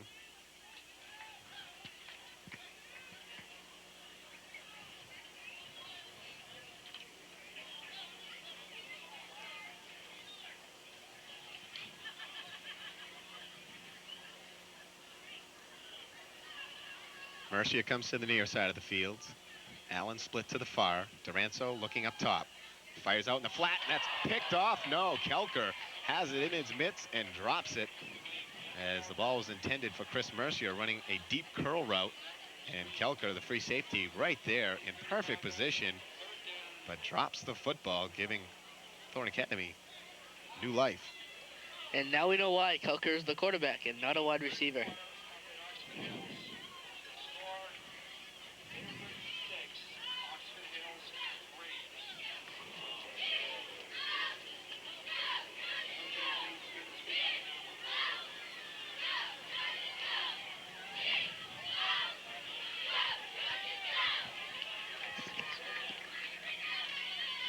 And the Trojans have movement. Duranto with a play that'll come back. Mercier makes the catch, gets pummeled, but holds on to the football. And now he rolls down, and he definitely got hit hard by Todd Merrick. Mercier, though, just rolls over, shakes off the pain, gets back up, and heads to the huddle. And Thornton Academy now will more than likely have that play nullified, and Noble will opt to move him back 5 yards and do third down over, because the completion is right at the first down marker, and with a 4th and short or a potential first down, Noble's only option really is to send them back 5 and make them redo third down. Mercier took a shot. I didn't catch the number. Who was covering him, Jay, on that certain play? Todd Merrick, number 20. Mercier, a very tough kid who can take a lick, and small size but very rugged, 5'6" and 155, and very strong young man. Allen comes to the near side, Brochu to the far, double slots, Sargent and Mercier in the slots. Sargent now in motion. They run the inside counter play to Mercier into the secondary, breaks the tackle and gets it down to the 30-yard line. It'll bring up a 4th down and 2. A play that Thornton Academy used last year quite successfully, and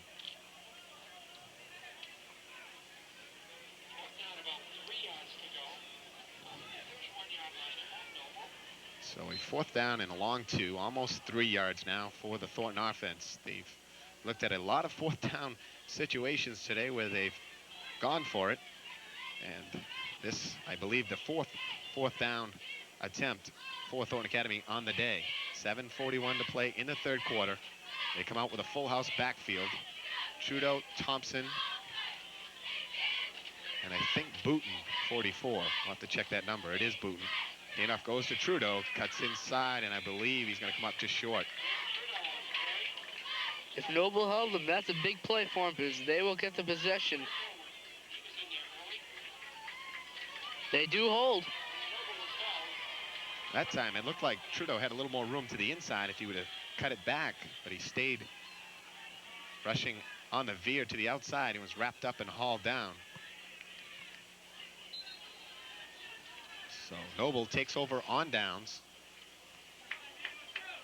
Thornton Academy again getting hurt by the penalty. A lot of costly mistakes here this afternoon. Hand off to Chandler, and Brian Thompson, Greg Lamar wrap him up and push him back. Jake DeRocher also in on the play. That'll bring up a 2nd and 7.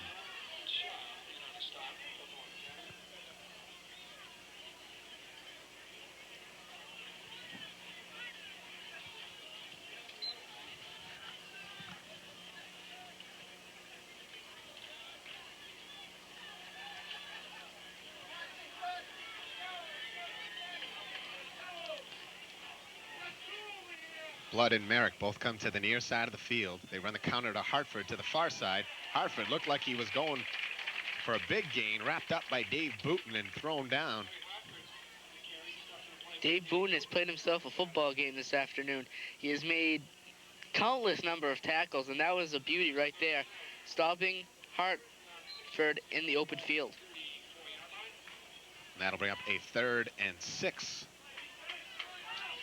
for the Knights. Paul Fleck comes to the near side of the field. James Blood in slot right formation. Allen has sole coverage out here with Fleck. They look to Fleck, the little stop and go, makes the catch, tries to get outside. Allen, though, brings him down. A nice tackle in the open field.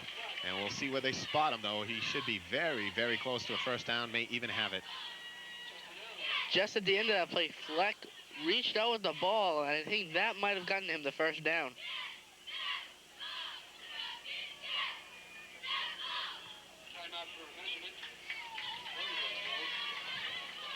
I believe it was exactly that. The good second effort by Fleck, lunging with the ball forward, and the official realizing that and giving him the good spot.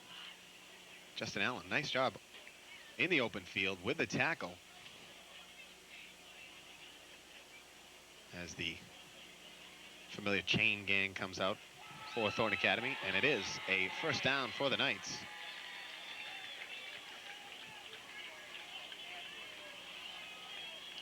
Bill Wagner, Lloyd Stetson. Of course, the conclusion of today's game, we'll be picking our gutsy players of the game, sponsored by Wagner's Market, Lincoln Street in Saco.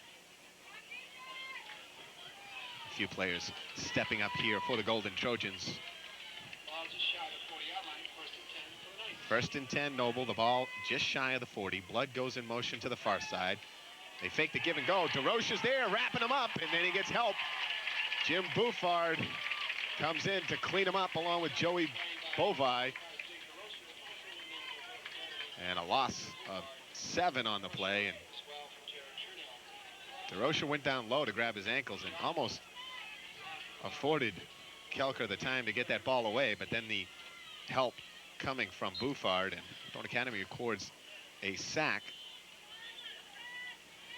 Kelker didn't get a lot of protection on that play, and Thornton came right in and nailed him.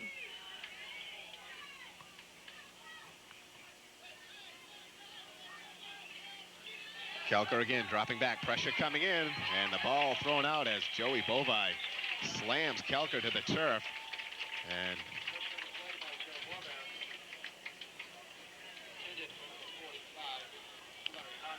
Bovai coming in, no one's touching him on that certain play. I don't know if the tackle or the tight end has that responsibility to hit him, but he came in unmarked and goes right after the quarterback.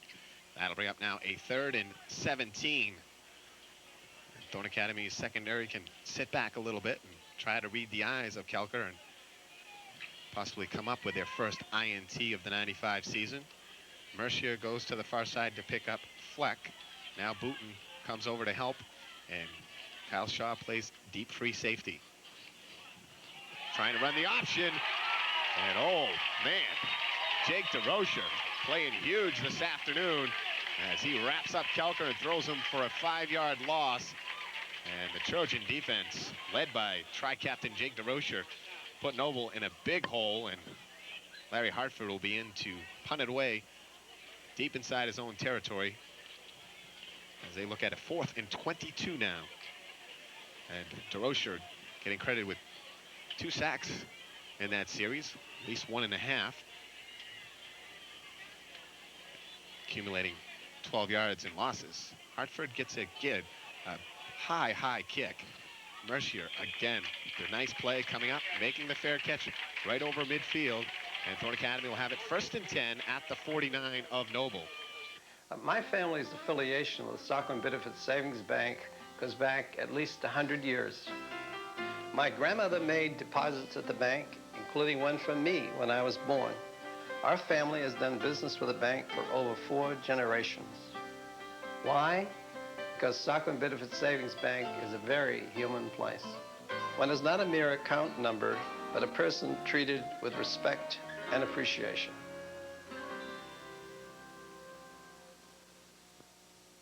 Make your presentations come to life with color. Mailboxes, etc. brings you Xerox color copies for as low as 79 cents. And there are so many possibilities. You can turn black and white copies to color. You can highlight color, color conversion, and merge documents. So get your high-resolution color copies today at Mailboxes, etc. on Saco Island, your local UPS, fax, copy, and now color copy store. Brady's has moved and is bigger and better than ever. Of course, they still offer the price, quality, dedication, and personal service that you've come to expect, but now they have a new retail store at 464 Elm Street, Route 1, Biddeford, full of jackets, tees, sweats, and sports shirts with your favorite team logo ready to wear. It's Brady's, now at 464 Elm Street, Route 1, Biddeford, first for your personal sports clothes needs. As we mentioned at the top of our cast, 7 players going both ways for Noble. And on a hot day like today, first game of the year, conditioning still not maybe up to par. They're going to feel it. Duranzo on the option, cuts it up inside, and he'll gain 6 to 7 yards on the play.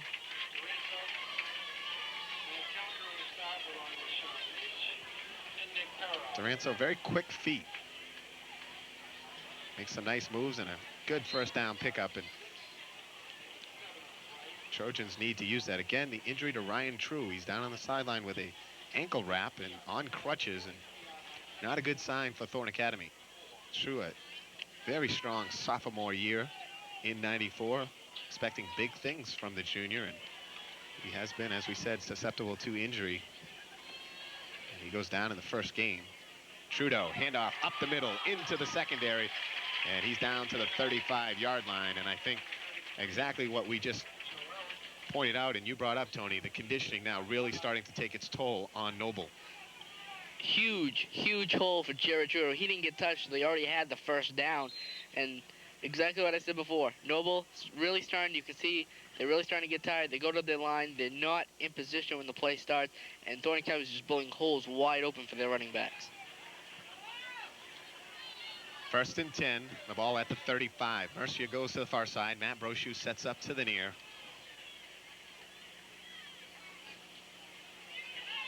And Rex Sargent into the secondary. He's got a hole, and he gets down to the 15-yard line. Matt Kelker taking him down. A gain of 19 yards on the play.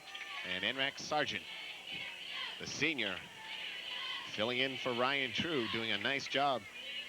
Picking up 19 and another first down as Thornton Academy's offensive line now starting to break open some big holes, as Noble now will use a timeout with 2:41 to go in the third quarter. After a day of hustle and bustle, treat yourself to Alice's Place, 25 Washington Avenue, Old Orchard Beach. Alice's Place is the home of the Stromboli and also offers complete Italian dinners, hot and cold sandwiches, delicious soups and salads, and fresh dough pizza and calzones. And be sure while you're there to ask about their desserts and luncheon specials, and remember, Alice's Place delivers. Hey, there goes Mr. Alice. Tradition and Maine go hand in hand, and one tradition the locals enjoy is visiting Wormwoods by the Breakwater, Camp Ellis.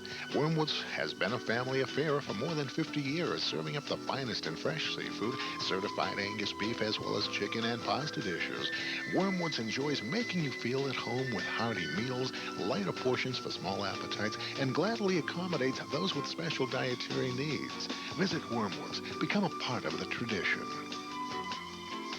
Back at Hill Stadium, Jay Harper, Tony Ryan, Dennis Avery with us on the camera. Thornton Academy now with a 1st and 10, the ball at the 16-yard line of Noble. And Thornton now really wearing down Noble's defensive front. Big holes back-to-back for Duranso, Trudeau, and Sargent. Thornton Academy picking up some big chunks of real estate.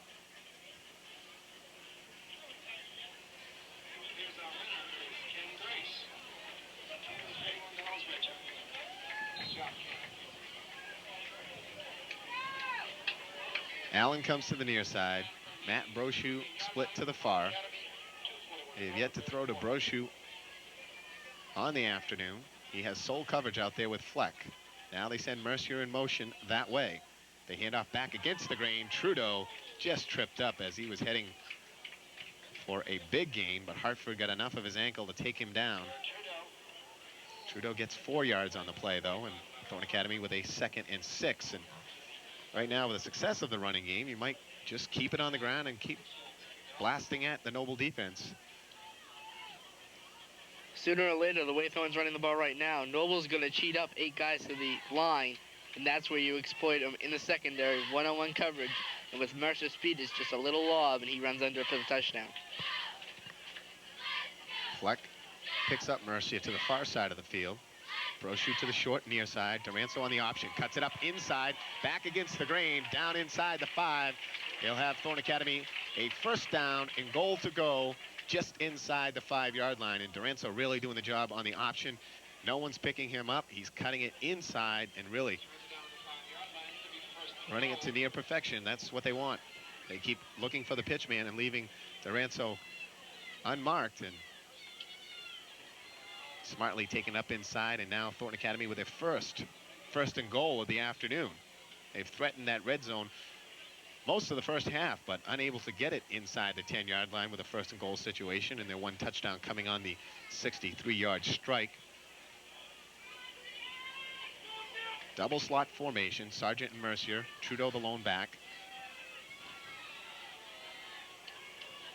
They go to Trudeau, up the middle, big hole, touchdown. Flag comes in late, and we'll see what the call is. It could be in that holding area as Trudeau gets in from 5 yards out, and I believe that's going to be the call, a holding against Thornton Academy.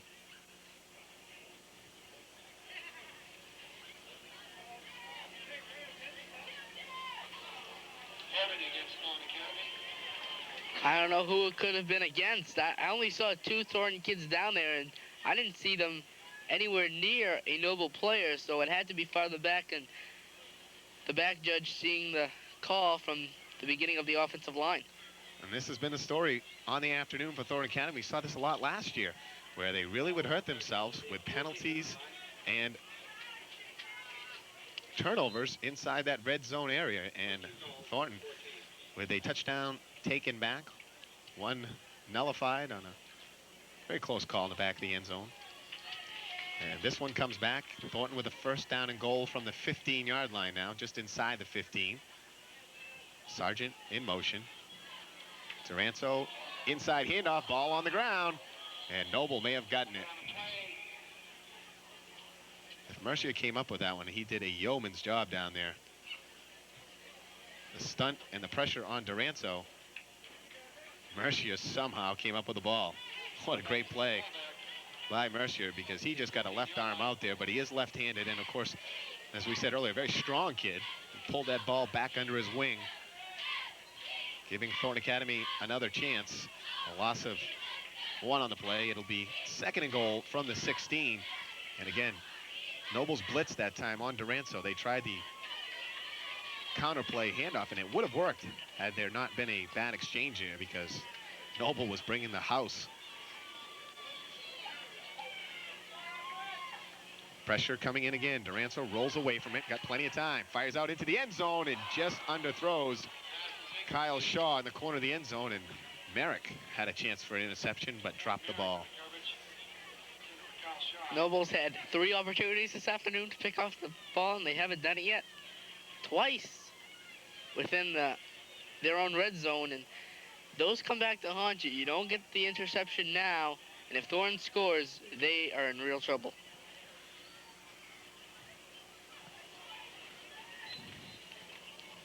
So now a 3rd and goal, and Thornton Academy, if they don't convert here, might see the foot one more time of Jared Trudeau.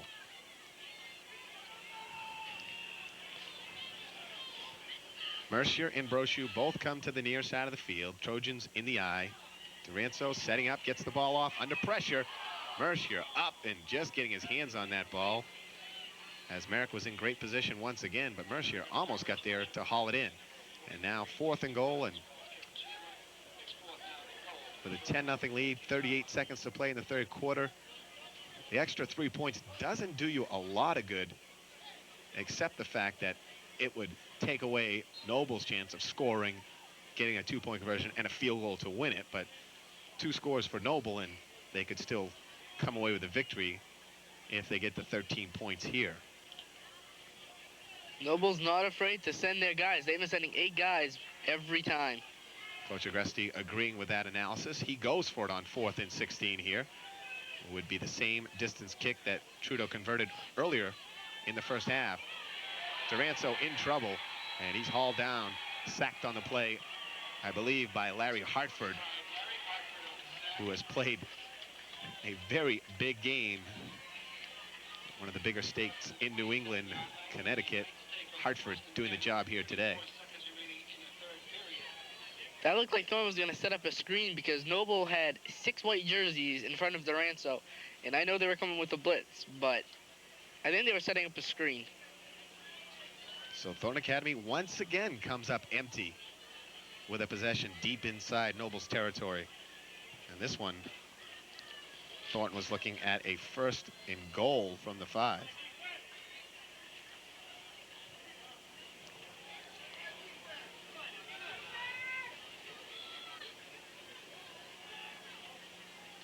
Fumble on the field. Hartford retrieves, picks it up, and he stumbles down at the 10-yard line. And that'll be a loss of 16 yards on the play. And Noble now cannot do anything right offensively here in the 2nd half. That looked like a long snap. And that'll do it in the 3rd quarter, as we pick up another scoreless quarter here on the afternoon. After 3 in Saco, Thornton Academy 10, Noble nothing. You're watching Thornton football on CTV30. Here's some very special news from the Captain's Galley. 4 of your favorite meals are now only $12.95, and better yet, that's 2 for $12.95. That's right. Prime rib, stuffed scallops, baked or fried haddock with the works are only $12.95, 7 days a week. Of course, the famous 2 for $10.95 meals with over 10 entrees to choose from are available Sunday through Thursdays.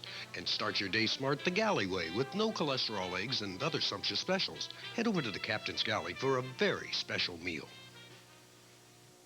CD-ROM, Windows, Internet, Modem, CompuServe. If these words have no meaning to you, then you need to learn about WidgetWorks. New to the area is a revolutionary computer resource center that makes computers accessible, affordable, and fun. You're observing a partial list of services. Computers are a fact of life.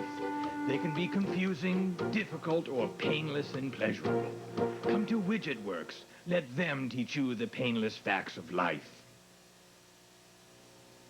Wagner's Market, 188 Lincoln Street, Saco is your neighborly variety store with all your daily needs in one quick stop. The biggest and best subs in town, ice cold beer and soda, pizza, a fine deli selection, megabucks tickets, and daily specials. All ready for you in seconds for a speedy takeout. If you want to eat in, Wagner's has plenty of space for that too. Wagner's is infamous for its gut bomb sandwich, big enough to bomb any TA opponent or to serve to the entire TA football team, who's hungry for wins and Wagner's. 188 Lincoln Street, Saco, sponsor of the gutsy player of the game. Our score after 3 quarters. Thornton Academy 10, Noble nothing. Trojans getting on the board with 2:21 left to play in the first half. A 63-yard pass play, Chris Duranzo to Chris Mercier. Extra point good from Jared Trudeau, and then with 17 seconds left in the half, after the fumble recovery by Greg Lamar, Jared Trudeau squeaks over a 31-yard field goal, and the Trojans lead 10-0. Hartford, the straight-up handoff, and he's knocked down.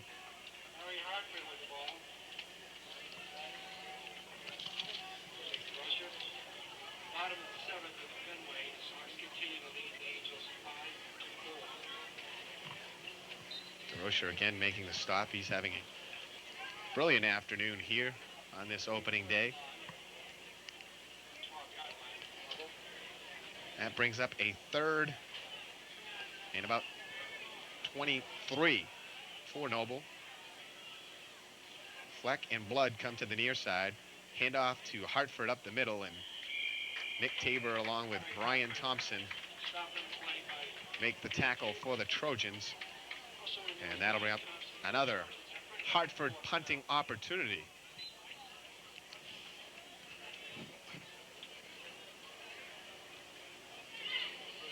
Thornton Academy really with a chance here to get great field position, put one in, and pretty much wrap this one up.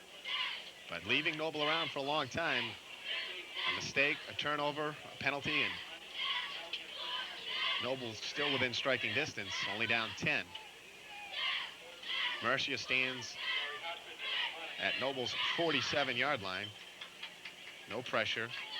Good kick, and Mercier has to chase it all the way back to his 42. Retrieves to his own 38. Little deep move, cuts up the middle. And again, a nice job by Mercier. Not much he could do there, but chase that one down and try to get back upfield. And he does very nicely as Hartford finally gets a booming kickoff. And number 51, Nick Perro, now limping very badly and goes down on the field. Perro, a two-way player for Coach John Suddy and the Knights.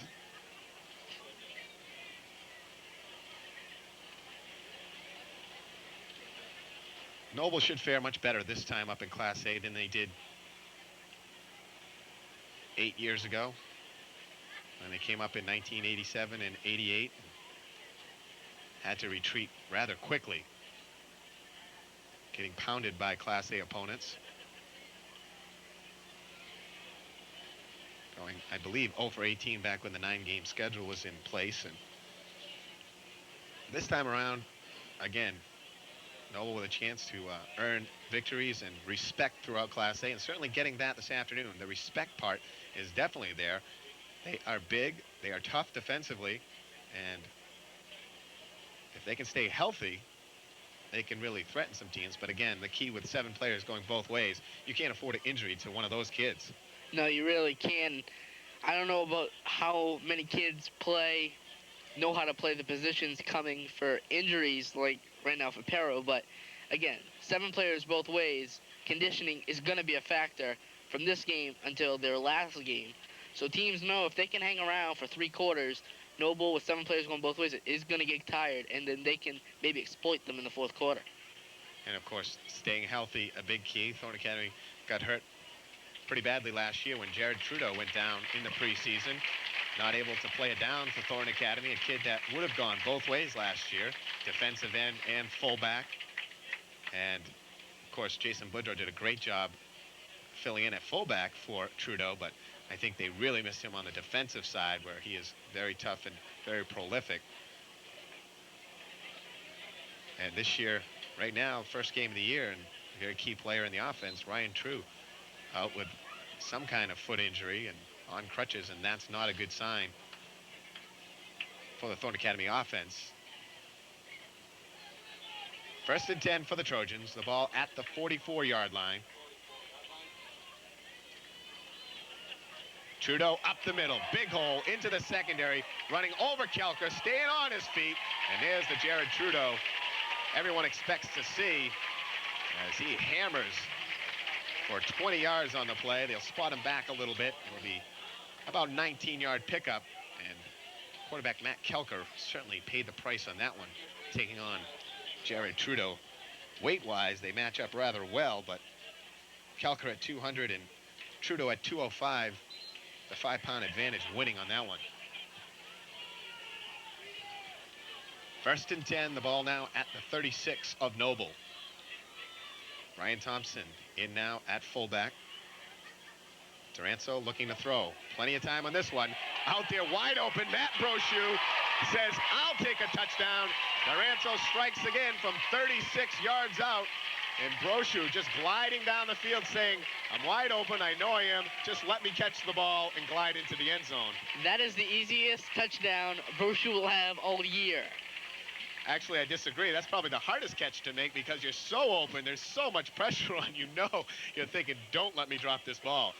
And Matt Brochu, the senior, collects Thornton's 2nd touchdown of the afternoon, and Duranzo now over 100 yards throwing with 2 TD passes. And the running part, we knew Duranzo could run the football. The passing wasn't so sure, and he's looked very good here this afternoon, although a few balls could have been picked off on the day. He has yet to be picked, and he has 2 TD passes, and he does a great job at holding the football, although the timing thrown off there with a bad snap. Duranzo got it down, but Trudeau's timing was off, and the extra point try no good. But Thornton Academy now leads by 2 touchdowns and 2 two-point conversions. Our score, Trojans 16, Knights nothing. You're watching Thornton Academy football on CTV30. The Valley family welcomes you to the Village Inn restaurant of Old Orchard Beach. At the Village Inn, you will enjoy a warm family atmosphere and generous portions of fresh, delicious seafood, pasta, and beef. Dine in comfort as you savor shrimp, lobster stew, and prime rib. Or bring the whole family in for steak, lobster, chicken, or our famous seafood platter. Relax in our lounge or plan your next banquet for our newly renovated function room. The Village Inn of Old Orchard Beach for delicious family dining. Bob's Exxon and Mini Mart, conveniently located on Elm Street in Saco, is also a state liquor agency. Bob's has a large variety of your favorite brands of beer, wine, and liquor. Whether you're planning a last-minute party, get-together, or just a quiet, relaxing evening at home, Bob's has just about everything you need. Sandwiches, snacks, soda, chips, and your favorite alcoholic beverage. Stop at Bob's today and get your get-together together. Bob's Exxon and Mini.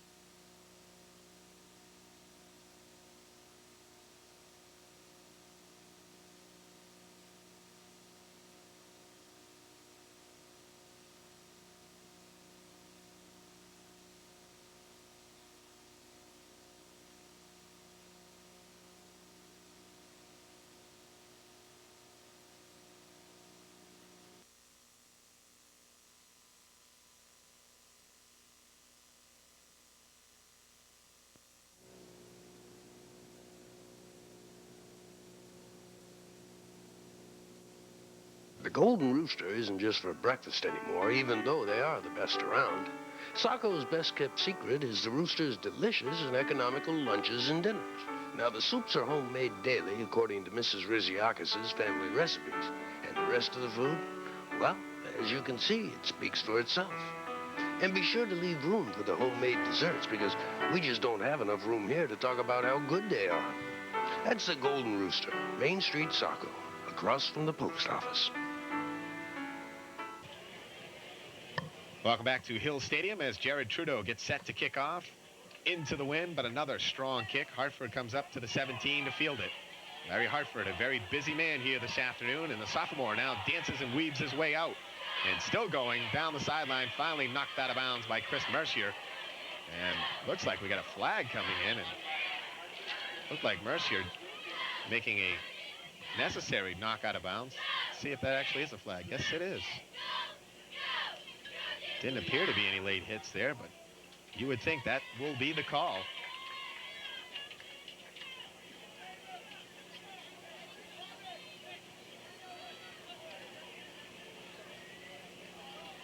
Coach Agresti wanting a number on that call, who gets tagged with the late hit. But when I saw Mercier finally knocked him out with a hit that he looked like he was still in bounds. I mean, unless he went out of bounds a few yards back, but Mercier doesn't know that.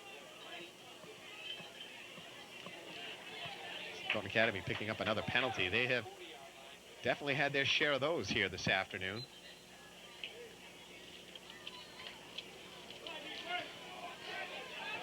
And the missed extra point still leaves Noble with a slight ray of hope here. Kelka rolling out. Lamar coming in with pressure. He fires out in the flat. Mercier the pick. If he can get back outside, he's got some running room. He does. The blocking's there. A flag comes in, and I didn't see it. Mercier's touchdown will not count as he electrifies the crowd, going all the way. Well, Jay, if that counts, that slim ray of hope is gone. And Mercier with a 68-yard return.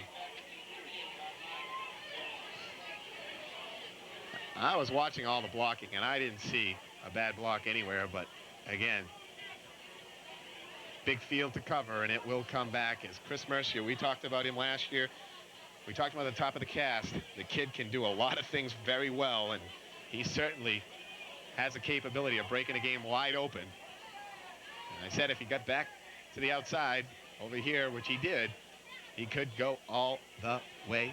He did, but guess what? Another penalty against Thornton Academy as they have racked up, I believe, close to 100 yards in penalties here on the afternoon.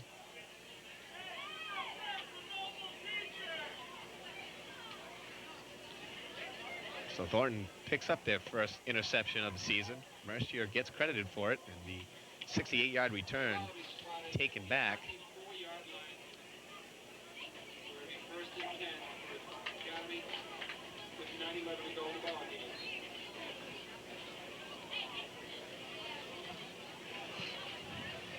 Like to get a number on the block there too. It's tough. There were so many kids down there blocking and trying to block it. You know, obviously there probably was a bad block somewhere along the line. It's just a shame. Pitch out to Nathan Demers, and good kick out block by Thompson, but good pursuit by the Knights defense.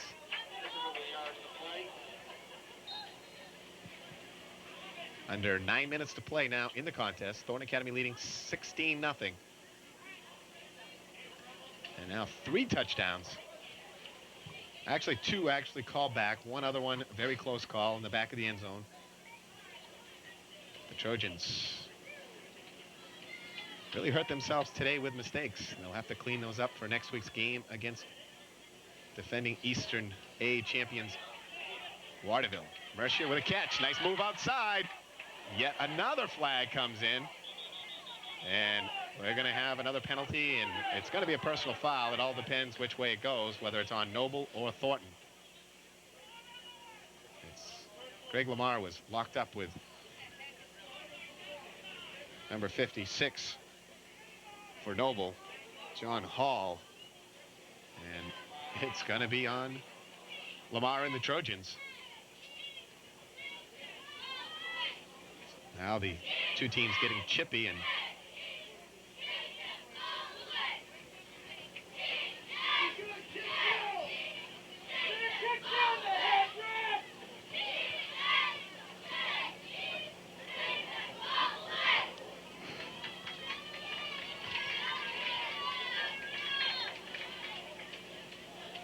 Coach Agresti now using a timeout. He wants to talk to his team, and he is vividly upset. You usually don't see Coach Agresti display that much emotion.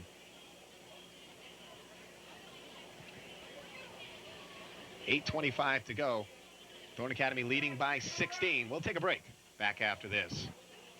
If you've ever felt guilty going on vacation and having to drop your pet at a cold, impersonal kennel, then you should check out Shepherd Kennel Resort. They'll pamper your pet with personalized care and attend to special needs such as diet and medication. And of course, they offer full-service grooming too. Like Dale, the owner, always says, nobody can offer the sophisticated elegance of Shepherd Kennel Resort. Relax. Your pet may end up having a better vacation than you do.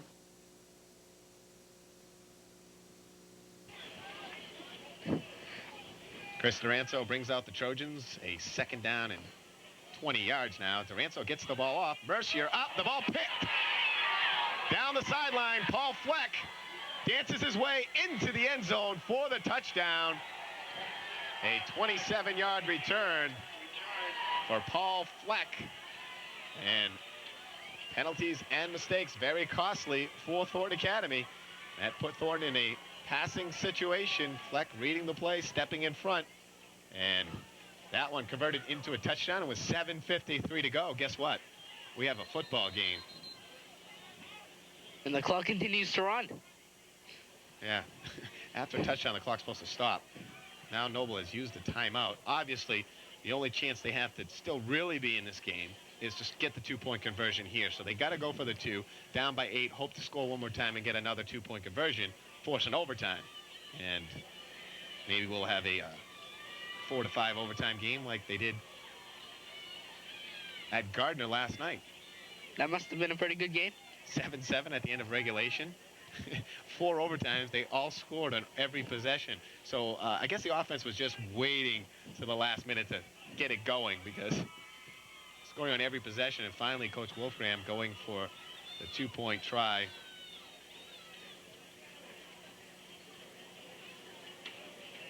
For the victory on, of course, the faked PAT attempt. And South Portland squeaks out the 36-35 victory against the Gardner team that, not sure which way to read that one, if South Portland is not as good as everyone thought or Gardner a lot better than people thought, but that one wasn't supposed to be that close. Of course, the other big game today, Biddeford at Oxford Hills, and last report, Biddeford leading 14-3. 16-6 here, and Matt Kelker, the senior quarterback, brings them out. Strong left formation, Fleck to the near side of the field. Mercier with sole coverage. Kelker rolling out, cuts back up the middle, and I don't believe he got in. And a big stick in the middle. Was it Thompson? Brian Thompson, 35, makes the open field tackle, and a big one, because Kelker just had a one-on-one play with Thompson. He beats him. It's 2. And Noble very much in the game. Right now, they'll have to score 2 more times with only 7:45 to go. But again, Coach Agresti, he's seen a lot of good things here today of his team. Duranzo's thrown the ball pretty well.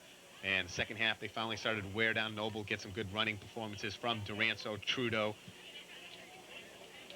And now, though, the negative side is all the penalties. A lot of costly penalties, racking up over 100 yards in penalties on the day. And some big mistakes on some key plays, too, losing yardage and really not converting in that red zone area. And for Noble, it's a good stepping stone. They wanted to come in here today, show some respectability, maybe even pull off an upset. But if they don't win today, they go back home knowing they did a good job, and this will carry them throughout the season.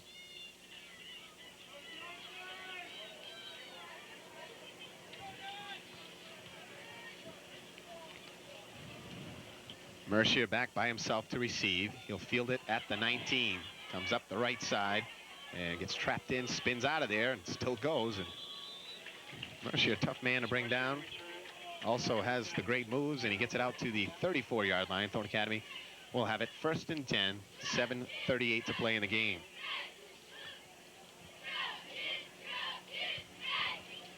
Noble needs the ball.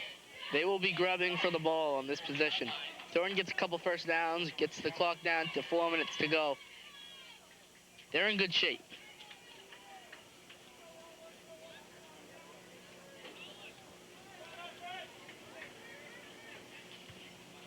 Duranzo shifts tight end Brian Holland to the left side of the field. Wishbone backfield with Mercier, Trudeau, and Sargent. They go to Mercier, and a flag comes in.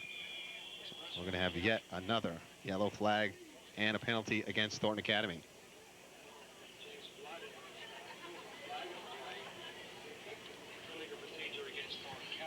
Next week, Noble will be home to play Lawrence. And Lawrence getting beat pretty handily last night by Lewiston, 42-20. So Noble again playing very tough. Lawrence, a very proud, tough football town. Will not be an easy one, but it'll be a long haul for Lawrence to drive.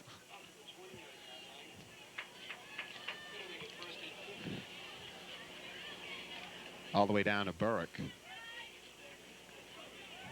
1st and 15 now. Justin Allen comes to the near side. Mercier to the far. Trudeau and Sargent in the eye.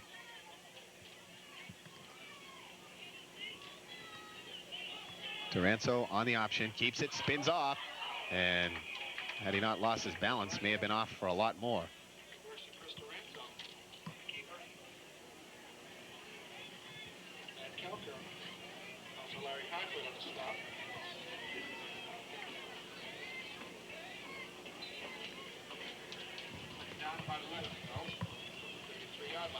Noble the week after will be at Deering to play the Rams, and another pretty good matchup for the Knights. And again, looking for that elusive Class A victory after a semifinal appearance in Class B last year. 6-2 overall record. 2nd and 11 now.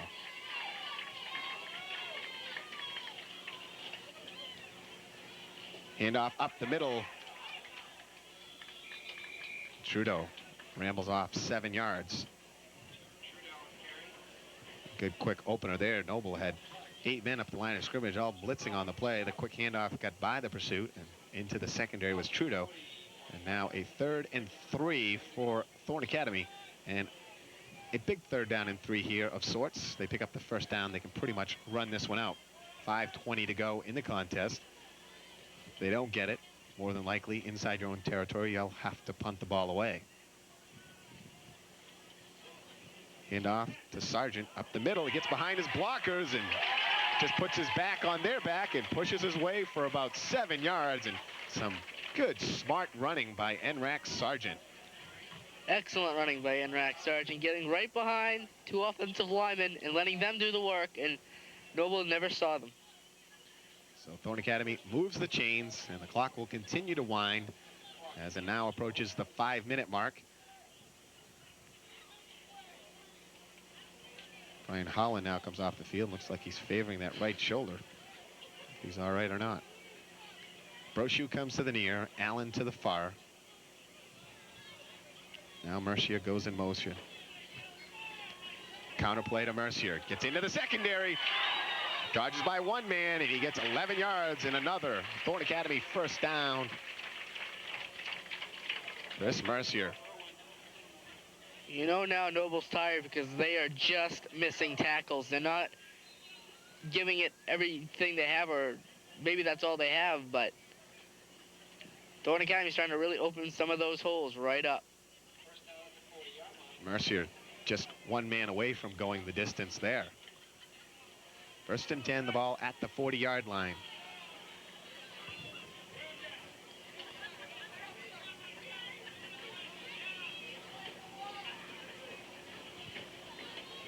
Duranzo has to keep it as the botched exchange between him and Trudeau.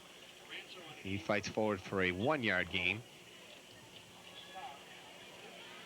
But the clock will continue to move, and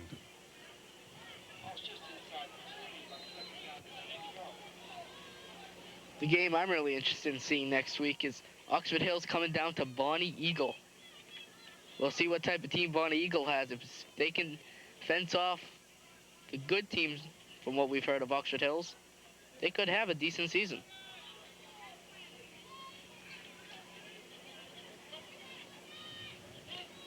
oh, what a block by Enrac Sargent. He just hammered Larry Hartford. You could hear the hit from up here as Duranto pass sails incomplete, intended for Justin Allen.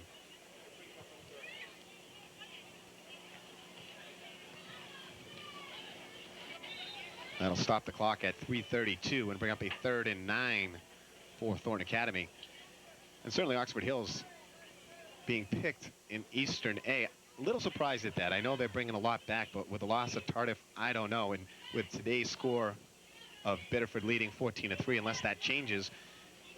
Again, Biddeford traveling all the way up there, and, you know, Biddeford's very young as well. Them handling the Vikings really tells me that maybe Oxford Hills isn't quite as good as everyone thinks.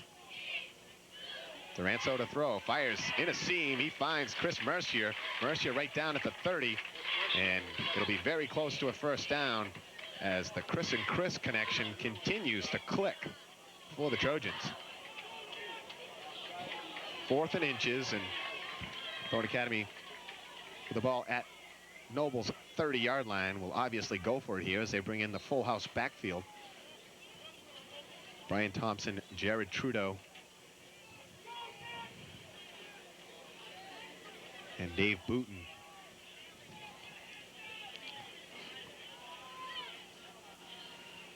Hand off to Trudeau into the secondary. He'll have Thornton Academy's first down, and that pretty much will wrap this one up at Hills Stadium in Saco. Thornton Academy not a pretty victory here today. A penalty-marred contest for the Golden Trojans. They'll have to take those out of their offense if they're going to succeed next week at Waterville. Waterville last night handling Deering 22-6. Waterville, as we said, 2-time defending Eastern A champ, losing both games in the state championship to the Biddeford Tigers. Duranto on the option, pitches out to Mercier. Mercier cuts back against the grain and able to pick up a couple of yards. Good pursuit that time by the Noble defense. Nick Perro, number 51, helping out in that play. Good to see him back in okay. And that great news for Coach John Suddy and the Knights.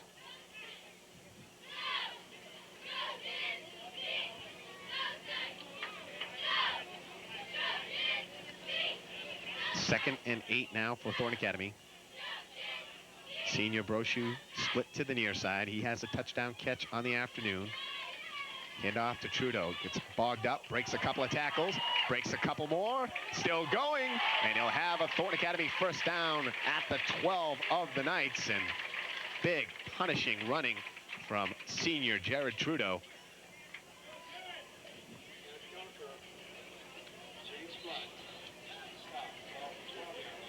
Trudeau now will come off the field after that fine run. Thornton Academy looking to put one in before the end of this one. The clock moves with 1:15 and counting. Double slot formation.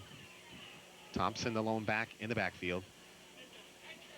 Duranto rolling out, rolling, looking for open man. Finds Matt Brochu. Touchdown number 2.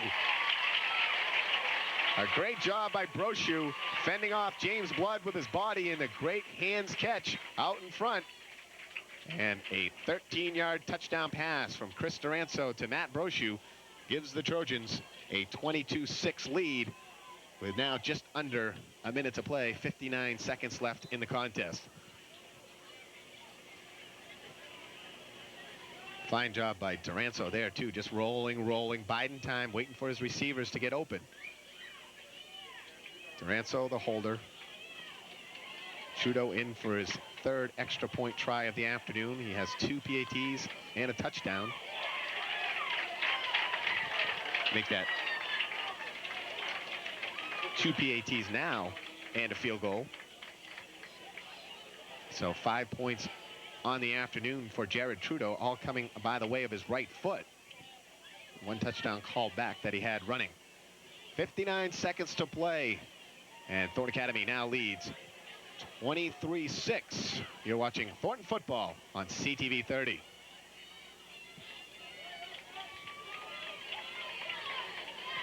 Again, Tony, conditioning on that last drive, the key factor there. Thornton Academy's offensive line finally getting some holes going and some punishing running by the Trojans' backs. Noble not able to make the open field tackles that they were making earlier in the game. And again, you have to feel a little bad for Noble because they played so well. It's just a matter of conditioning and the fact that they have so many kids trying to play two positions and out in 80-degree heat for 48 minutes. That's a tough chore for any football team and any young athlete. And of course, Noble now being worn down just a little bit. But they got to be proud of their efforts here today. And Thornton now has a little more to take home with them. And the fact that Chris Doranzo, 3 touchdown passes on the day, that's a nice sign for Thornton Academy and their offense. Trudeau, a high end-over-end kick. Merrick up to the 19 to field it. He's got a hole, and he pushes his way out to the 36-yard line. Thompson and Trudeau, along with Joe Bovi, make the tackle. 55 seconds left, and as we mentioned, Thornton Academy on the road, driving to Waterville next week to play the Panthers. Noble will host Lawrence.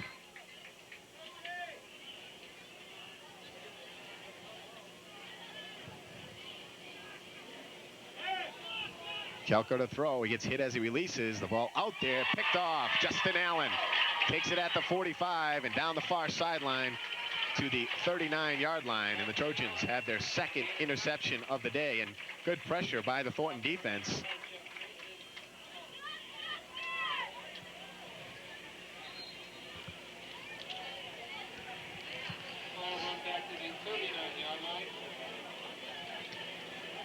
So Thornton Academy now will send out their second offense for the final play of the game as the clock ticks under 15 seconds. Not even sure if they'll get it off. Josh Farron, the sophomore quarterback. And I don't think they'll get the snap off. Clock now down to 5 seconds. And I don't know if this counts towards your varsity letter or not. And that'll do it. Thornton Academy with a hard-fought, penalty-marred victory, led by the arm of junior quarterback Chris Doranzo. They come away with a 23-6 victory over the very game Noble Knights.